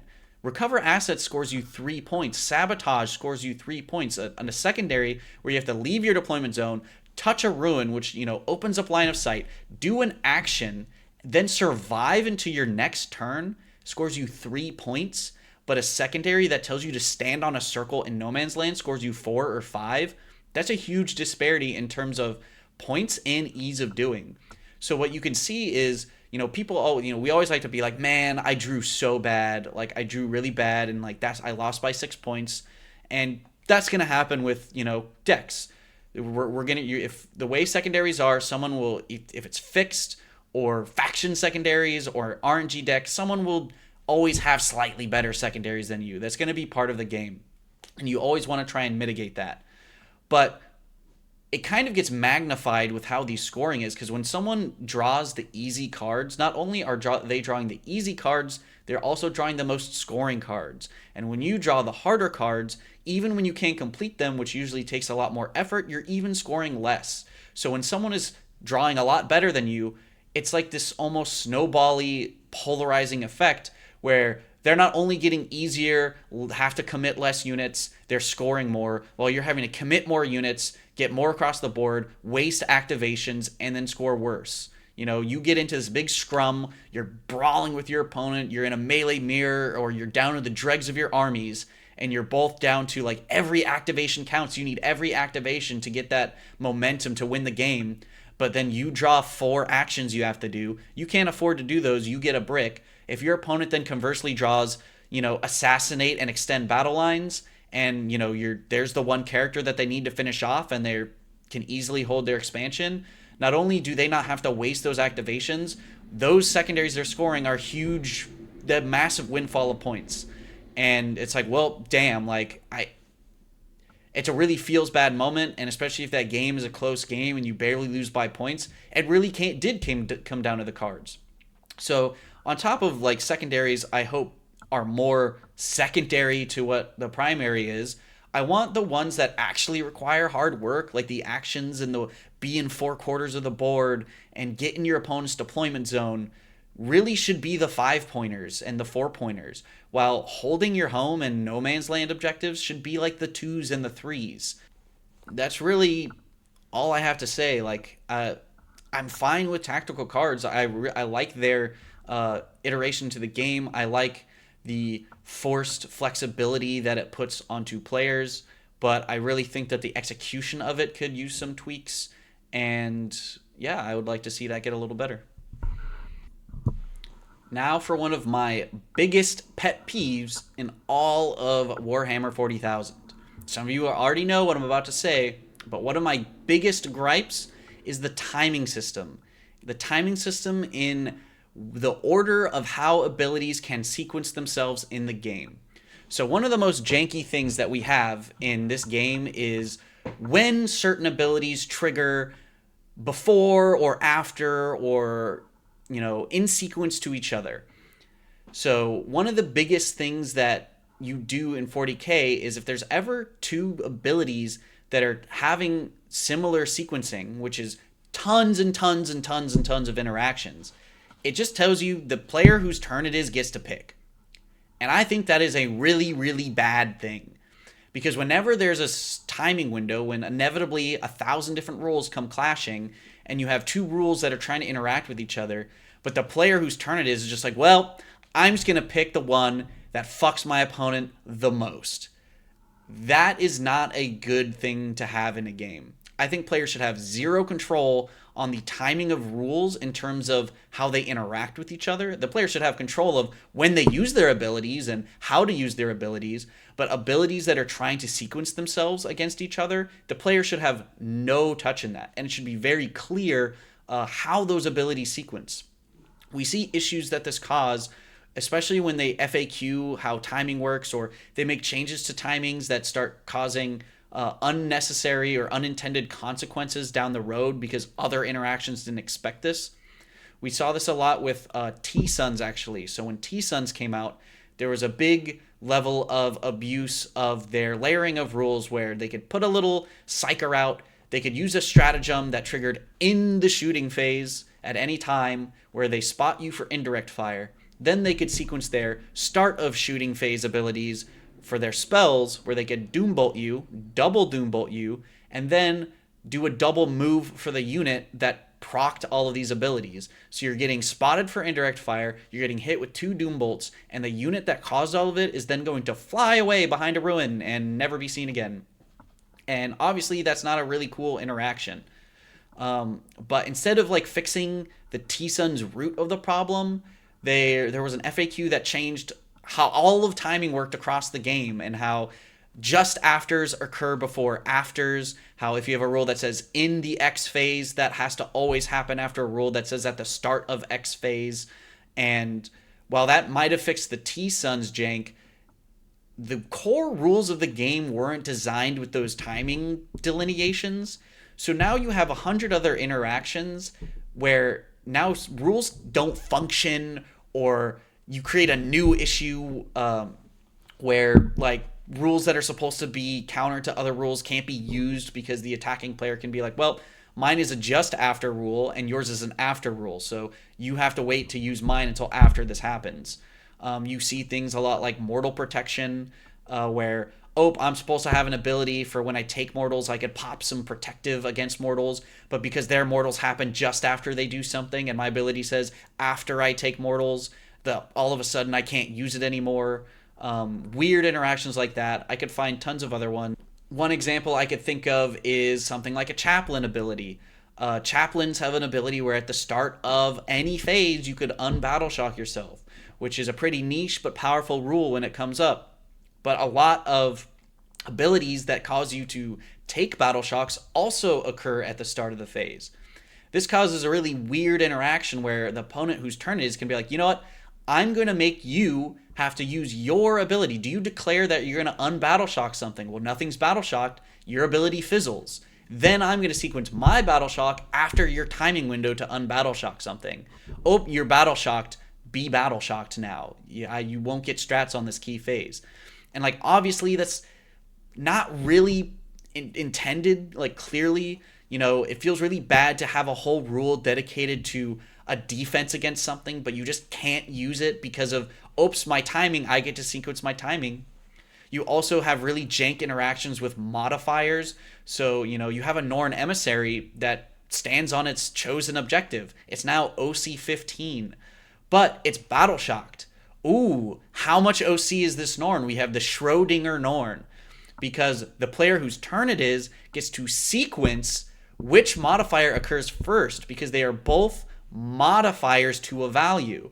So outside of the regular PEMDAS sequence of events, when two modifiers are occurring at the same moment, the attacking player gets to choose how it sequences.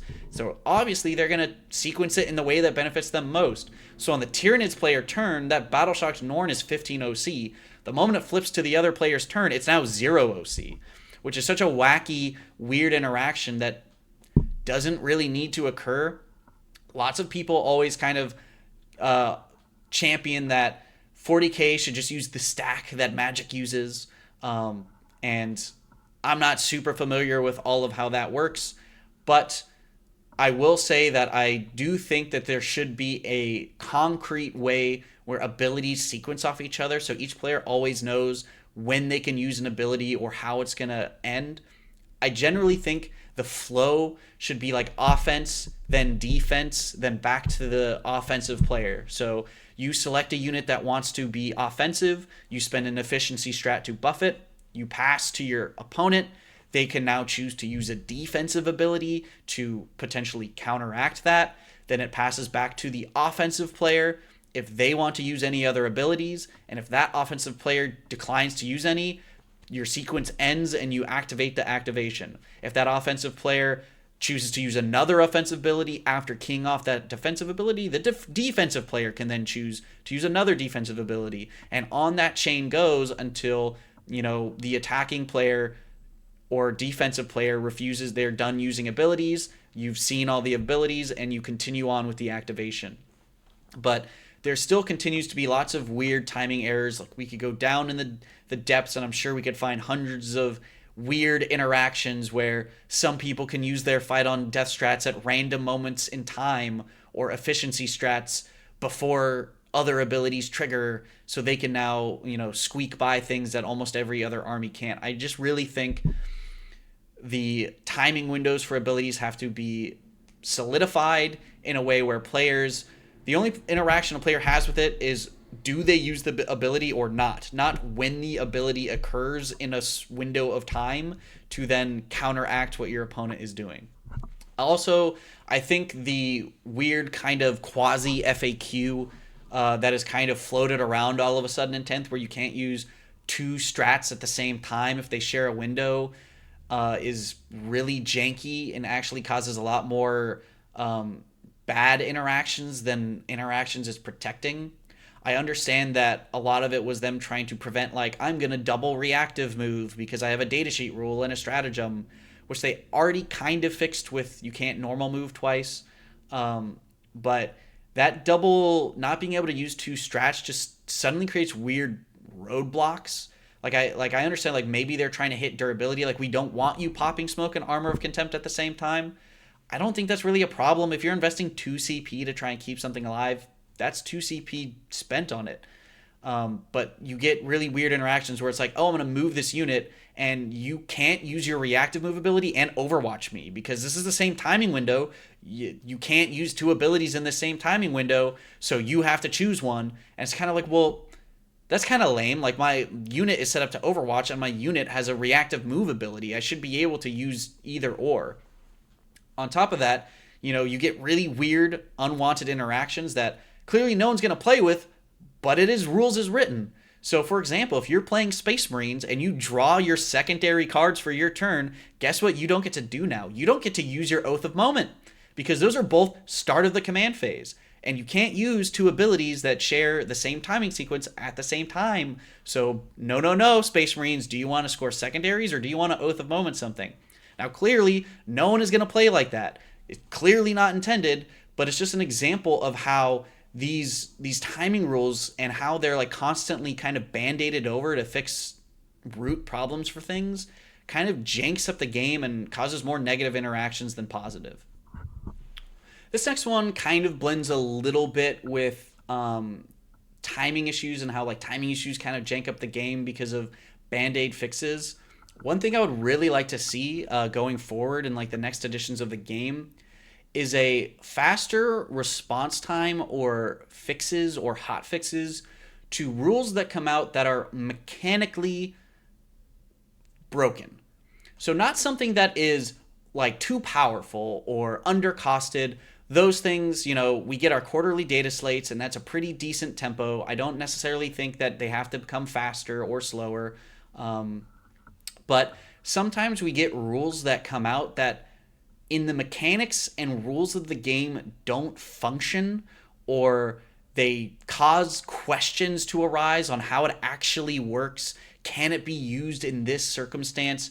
We saw, with Blood Angels, when they got their, advanced shoot and charge strat, when you look at the timing of when you could use the strat, you could never use it for the shoot portion because it's used in the charge phase. So it begs the question, well, how are we supposed to use this strat? Because it says I can advance, shoot, and charge, but I can never do the shoot portion of it regardless.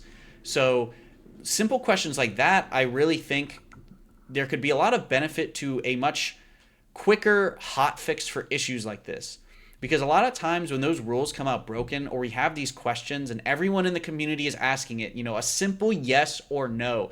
Can I use rapid ingress using this enhancement that allows me to, come in a turn earlier?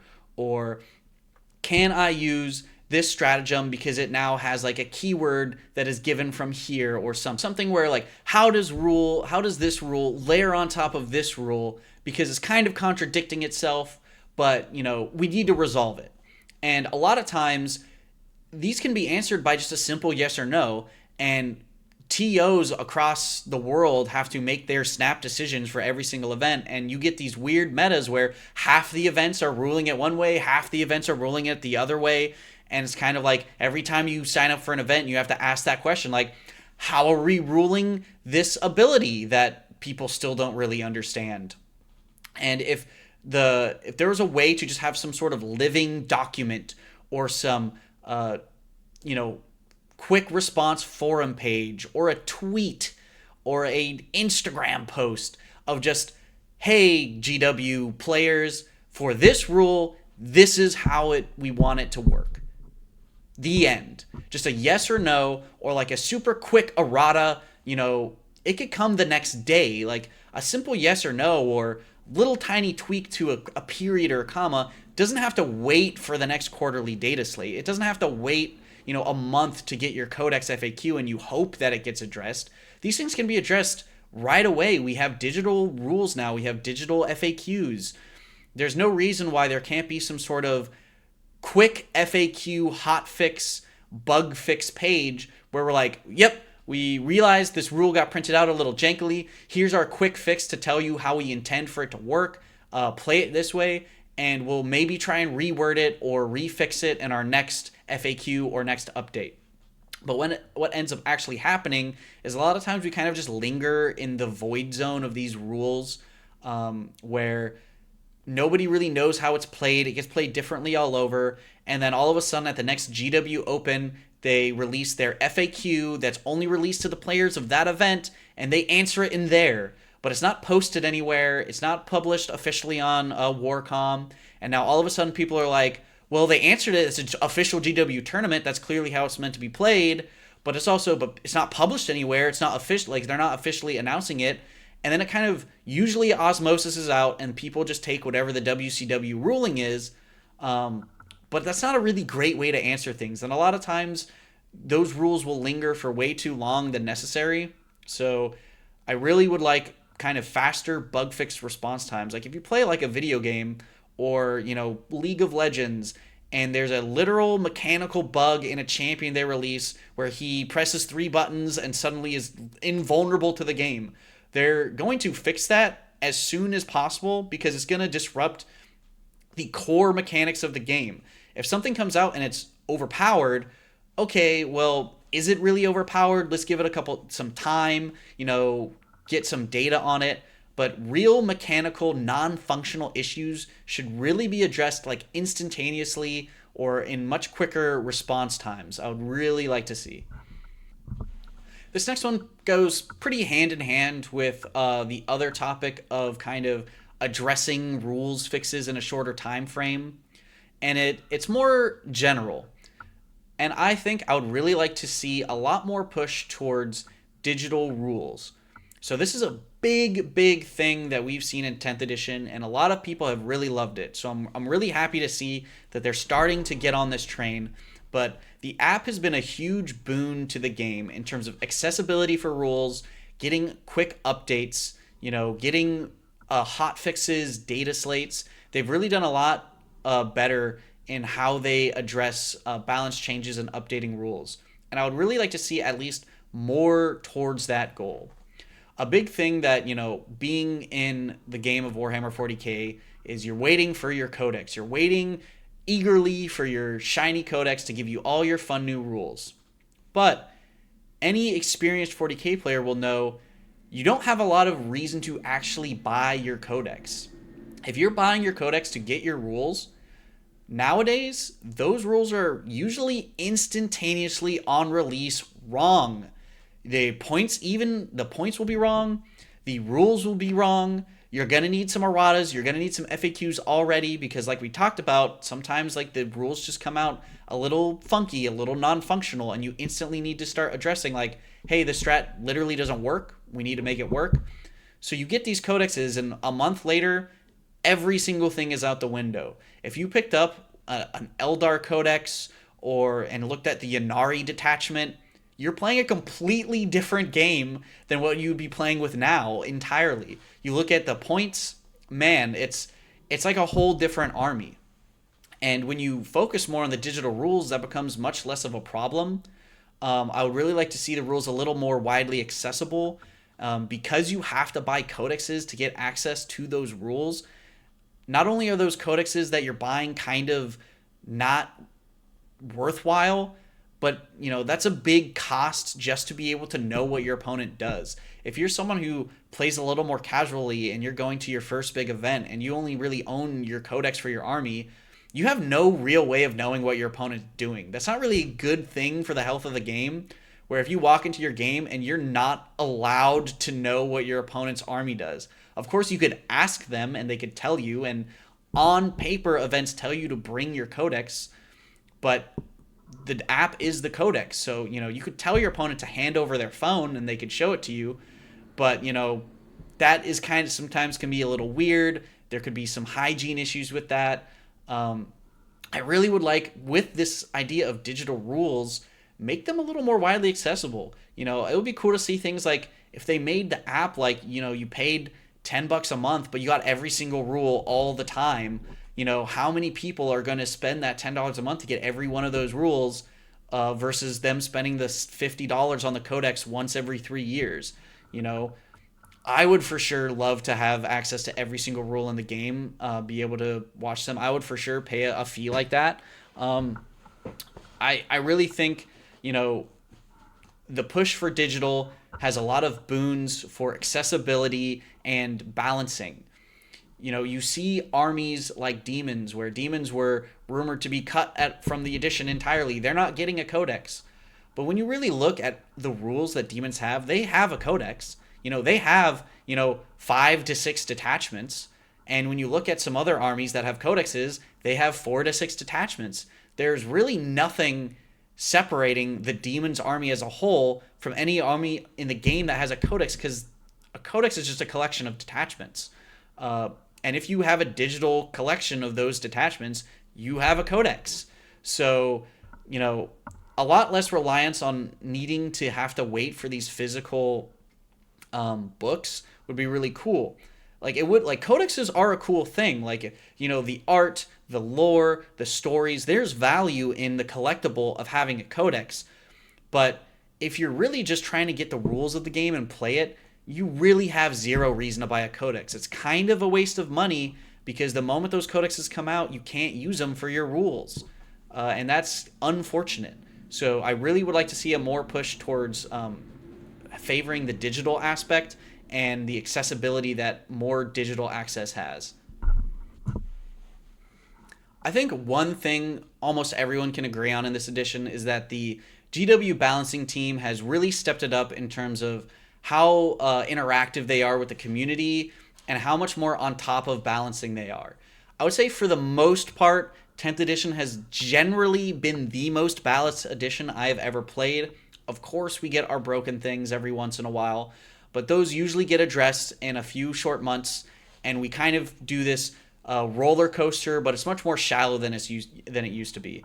Before, you would have completely and utterly disgusting codexes exist for months and months at a time, and even when things were busted, they wouldn't get properly addressed. And I think we've really seen a lot better updates to that, a lot more intelligent updates, a lot more in tune with what's actually kind of broken. But there's one small nitpick I would have and things I would like to see in terms of how balancing is addressed. Now, I will generally say the big bads are getting nerfed. The big bads of the meta tend to get slapped in timely manners. And yeah, it doesn't feel good to play something that's busted for a period of a couple months, but that's just kind of the nature of 40k. You can't make sure every single codex is perfectly balanced on release. That's just not really reasonable to expect from all these rules coming out. But one thing I would like to see is that in these balance changes, while we do see a lot of the major issues getting addressed a lot of the time, we really don't see a lot of internal balance getting shifted around. So a lot of times it feels like if your army is in that Goldilocks zone, it kind of just gets forgotten about. Even if your army's playline is really kind of shoehorned and not super fun, if it's at that 50% win rate, it's fine. You're fine. You're fine. But this can highlight a lot of actual issues, and you could look at some codexes, right? And every one of their detachments is kind of bad. The army might be largely bad, but it has one kind of interaction or one detachment that brings it to that 50% rate. And because everyone only plays that detachment because that's the detachment that makes it work and it hits that 50%, that doesn't necessarily mean your codex is fine and fun. It would really be cool to see looking at these data points of like, well, what are the builds people are taking and what are the stuff that they just aren't taking? What are these units that are just languishing in the dark? And in a lot of these data slates, it seems that it's only really the things that kind of get spammed to get the hit and things that never see any play. You kind of just hope that they like buff them in some certain way that makes them viable. But then we also see this kind of weird issue where even on armies that aren't overperforming, if you're seeing a unit that's getting used in every single list, those will catch strays. And I think that's mostly a bad thing because a lot of times these armies that aren't overperforming, but they're taking these same units in every list, the reason they're taking those same units in every single list is because those are probably one of the few units that are keeping it afloat. Each army has like some core data sheets, and half of them are bad, half of them are okay, but you get a couple gems that really kind of help your army function. Or some armies have buff pieces that are like so necessary to make your army function that you just have to take them, or else your army would crumble. And when you hit those units, especially on armies that aren't overperforming, that can be a huge nerf to those armies. And even if you give little consolation buffs to the units they aren't using, well, at face value, you've done nothing, because the units that they were taking went down 20 points. The units that they weren't taking, or conversely, the units that they were taking went up 20 points. The units that they weren't taking went down 20 points. Their list doesn't change. Their army didn't get any better. You just made the bad unit maybe slot into a list so you have one more mediocre unit. But when you hit these units that armies need to function, and you don't really give any other internal balance shifting, you might be hurting the only thing making that army playable, and that's not a fun thing. One example I could come up with in recent times is with World Eaters. World Eaters have probably one of the most shoehorned, cookie cutter lists that, sees the competitive play. It's the Berserker Warband list. You take Karn and his Berserkers, you take a character with a Berserker glaive, you take your spawn, you take your Jackals for your home, and then really you get like 300 points to play with of like, do I take 2 Forge Fiends, do I take some Hellbrutes, or do I take Angron? And what we saw is Karn and the Berserker glaive, which you see in basically every single World Eater's list, go up some amount of points. Well, the reason those are in every single list is because they're some of the only really decently takeable things. Like, Karn is one of your only real sources of damage 3, and basically your only source army-wide of any sort of reroll.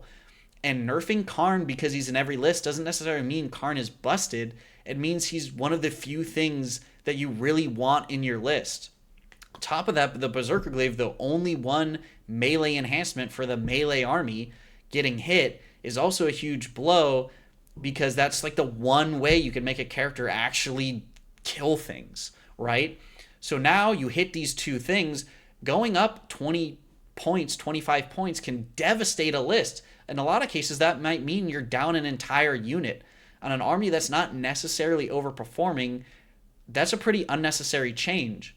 But when you go and you bump down Angron 20 points, it's like, well, cool, Angron probably needs to come down, but you just offset that. If I'm taking Karn and Angron, my list didn't change. My not overperforming list is still not overperforming. It's still sitting at 50%, and I'm not even changing what list I'm running. My points just changed and nothing happens. So it's kind of like a pointless update. But if you're not taking Angron, your list just got worse. It got entirely worse. Even if you're taking the Berserker Glaive and Karn, that point offset on Angron doesn't, you're like 5 points over still. So you've just straight up nerfed an army for no real reason. And I think a lot of armies can see this. Another example I can pull out is like with Genestealer Cult. While Genestealer Cult is mostly in the Goldilocks zone, you have a unit called the Humble Ridge Runner. What the Ridge Runner does is when it shoots you, you get +1 AP army-wide for the whole turn. And that is an amazing super buff. And it's a crucial buff to how the army plays, because your entire army is AP1 and AP2.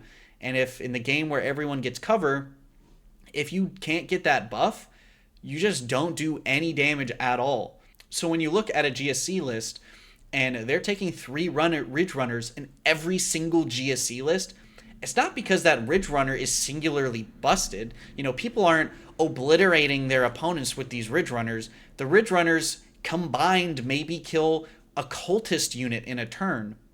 But most of the time, they're not even trying to kill things. They're shooting that 2-up save tank because you need that AP buff on the tank to be able to kill it. So you have these Ridge Runners that all they do is screen and give a buff for your army, but because that buff is so ridiculously important and vital for your army to function, if you ever nerf Ridge Runners on the basis that they're in every list, you're not really understanding why they're in every list.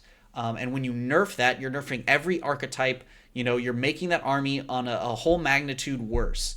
And, not addressing if the army's in a busted state or not, just as an internal balance shifting paradigm, I would really like to see more kind of intelligent, more measured internal balance shifts, especially on these armies that kind of sit at that kind of bottom half of the Goldilocks zone where they're kind of fine, but they're not really seeing like tons of representation at the top tables. It's nice to just get like internal shifting, get these units that no one's using. Well, if we buff some of these interesting units, maybe we see more interesting builds come out of it. And I understand that there's some level of fear where it's like, well, we don't want to suddenly make these armies busted all of a sudden. But I feel like with a pretty measured approach, like it's pretty hard to just take an army from mediocre to all of a sudden omega busted by adjusting, some points on some units that already aren't being taken. Where that can get more into the weeds is like rules, giving new data sheet ability things can suddenly warp how good they are. But in the example of World Eaters, a lot of these builds, you're not seeing things like 8 bound, even with that exalted 8 bound change, which we all think is a very good change. You're really only seeing like one unit, maybe two, one to carry around the enhancement slaughter bound. You're not really seeing any normal 8 bound. You're not seeing any like of these other data sheets. You're kind of just, see the same things over and over, and it's not by nature that those things are so good that you don't take any other things. It's more the fact that those things have so many problems with using them that it's just not worth taking them. So I'd really like to see a little more fine-tuned internal balance and shifting on codexes to kind of shift them up, make them more fun to play, like find those units that are sitting on people's shelves forever and figure out why are they sitting on shelves, why are units being taken in every single build, and don't just look at the face value of why is this unit in every list. Now for the final top 10 thing I think I would like to see in the upcoming edition. This is probably a more tame one, a more opinionated one. A lot of the other ones we've talked about have been more kind of like game flow wise, mechanics wise, things that kind of would make the game flow better, or janky things that are still in the game. But this one is more of like a personal things that I like, things that I would want to see. So one thing that I really want to see is more unique and powerful characters, or a more kind of change to how characters used to be. So one thing of my favorite things in Ninth was the way that you could make these characters heroes, powerful heroes that, could run around and be smash characters, or really tanky characters, or aura characters. And a lot of this was because you had a dynamic system of warlord traits and relics that you could mix and match and combine powerful abilities to make these characters really powerful, really unique. And with 10th edition, we have the attachment system now where 99% of characters kind of attach to a unit. And that's a pretty cool thing. I don't necessarily think it's bad, but I do think it takes a lot of away from the feeling of having a really unique and cool character, because in most circumstances a character in the end is kind of just a war gear upgrade for the unit that they're attaching to. So you take a unit like a Hellblaster unit or an Eradicator unit or a Chosen unit, and the character is really there to just either give them a little damage boost or give them some rule like sustained hits or advance in charge, or give them a reactive move. And while I do think that attaching characters doesn't need to not be a mechanic, I would really like to see characters that can still go back and be those powerful heroes and champions on the table. With enhancements, a lot of enhancements we see are, because you could only take one, you kind of just get like one little boost to your character, and they're kind of like pushed by their like datasheet weapons and abilities. And unless you have like a monstrously powerful enhancement, like, we saw Bolter Discipline where you get sustained hits and crit fives. Holy shit, I slapped this 70 point character unit on this gun unit, and now it has 150% efficiency. For the most part, enhancements are kind of just like little interesting things that you give to a unit. So I'd really enjoy seeing like a return of like a relic and a warlord trait, some sort of mix and match combo thing to make characters a lot more unique, especially in terms of characters that are trying to be beat sticks or cool characters like demon princes. Demon princes used to be one of the most awesome ways to caddy around a cool relic and a cool warlord trait and fly around the battle and just be beat sticks. They're not there to buff anything. They're not there to provide an aura most of the time. They're to fly around and smash things, and that was really fun and that was really cool. And I think with enhancements, you look at a lot of melee enhancements. It's like get +1 strength and +1 attack on your melee weapons, and it's like, yeah, like cool. I go from strength 7 to strength 8. That's a break point. I can wound some things a little better. But before, it was like, I'm going to take the relic sword of 1,000 truths, and this completely changes my profile. I go from, this profile to now I do damage 4 sweeps, and then I'm going to give my character a warlord trait where when he swings this weapon, he gets to make, X extra attacks or put rerolls on it. And you have this really cool Smash character. And while I understand there was like a lot of reticence to prevent characters from being too powerful, I think that was one of the most fun things in Ninth Edition. I will genuinely say that 10th Edition mechanically, in terms of balancing and how they're much more active in the game, has been a pretty great addition for the most part. But that is probably the single biggest thing I miss from Ninth Edition is those cool characters that are solo, they walk around and perform functions. Anecdotally, one of my favorite characters in the game was the Blood Angel's bike chaplain, who basically didn't do any damage, but he had a feel no pain, he had a 3-up invuln, he could re-roll a failed save, and he could just zoom around and touch things and just like skirt up next to them and be like, you can't kill me, and I'm going to hold you in combat, and if you don't have fallback and do something, neener, I am going to be really annoying to kill, and I'm going to zip around the board and just be this nuisance. And outside of like certain lone ops, like you really only see like Primarchs or certain characters where they have the like be within 3 inches of a unit to get lone op, kind of harken back to that. But a lot of times those are either named characters or characters that aren't really doing what you want to do with them. They're more just kind of some sort of supportive piece. I do think you could still maintain attachment characters. So, like, you have, you look at a character roster of an army, and you generally have, like, the captains, the leaders, the brawlers, the fighters, and then you have, like, the supporters. So, things like apothecaries, guys who are carrying the banners, you have the Death Guard icon bearers. Those can be unit upgrades, like, make them cheaper, make them give your unit, like, a slightly cooler ability, make them give a little buff. Maybe they bring a cool, better weapon to your unit, but they don't need to, necessarily be the big investment. A big, like, kind of army that sees this as a problem is like Death Guard, right?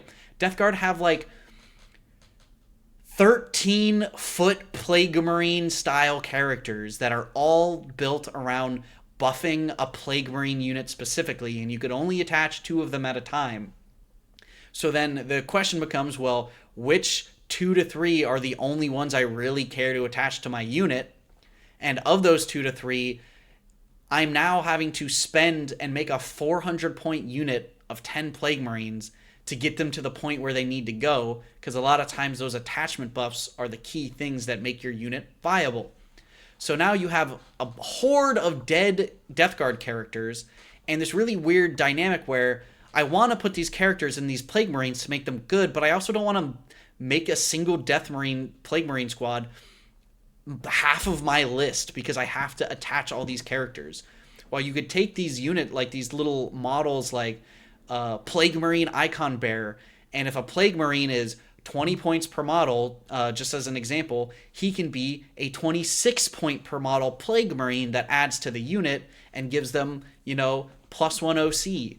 So it's like, do I want to take that, and you could also make them kind of replace models in that unit. So if I want to spend 10 more points for a Plague Marine with an icon, he can be that 10th Plague Marine, so he can, you could have a character attachment and your little support characters. So I don't think that mechanic is necessarily like it's a horrible bad thing, but then you could have the captains, the leaders, the demon princes. They can kind of be more towards that old ninth edition character where they're not attached, enslaved to some other unit. They're walking around, pointing their fingers, swinging their sword, and you could layer these enhancements and make them these unique units that are just going around doing their own thing.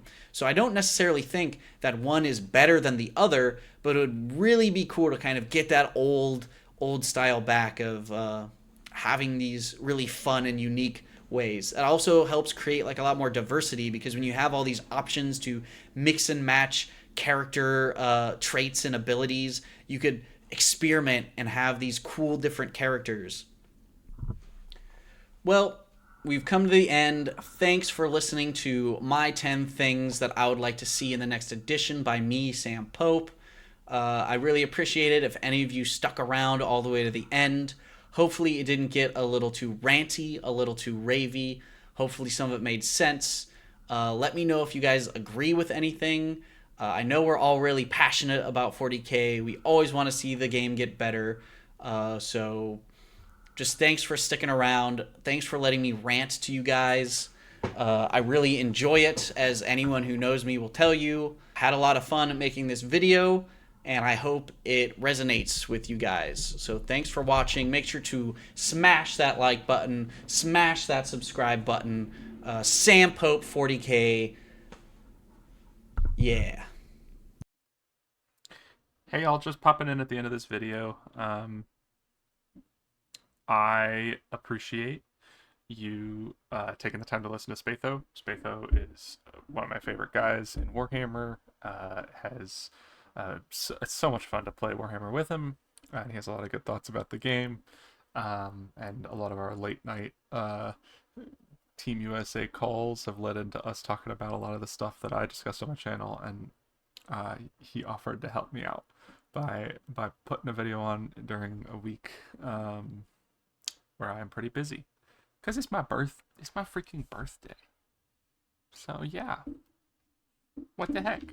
I hope that y'all enjoyed him. Throw him some love, if you did. But even through, in tracking with the channel, there's gonna be a bit of sound mishaps, some banging on the desks, etc. That doesn't mean that it's not good content. Or it does mean that it's not good content, but we're not here to make 5-star content. We're here to make good home cooking. And we made that. Spatho made that. So I hope you liked it. I'll be back soon enough. But not that I need to come back, because Spatho's so good. What the heck? Alright, see you guys later.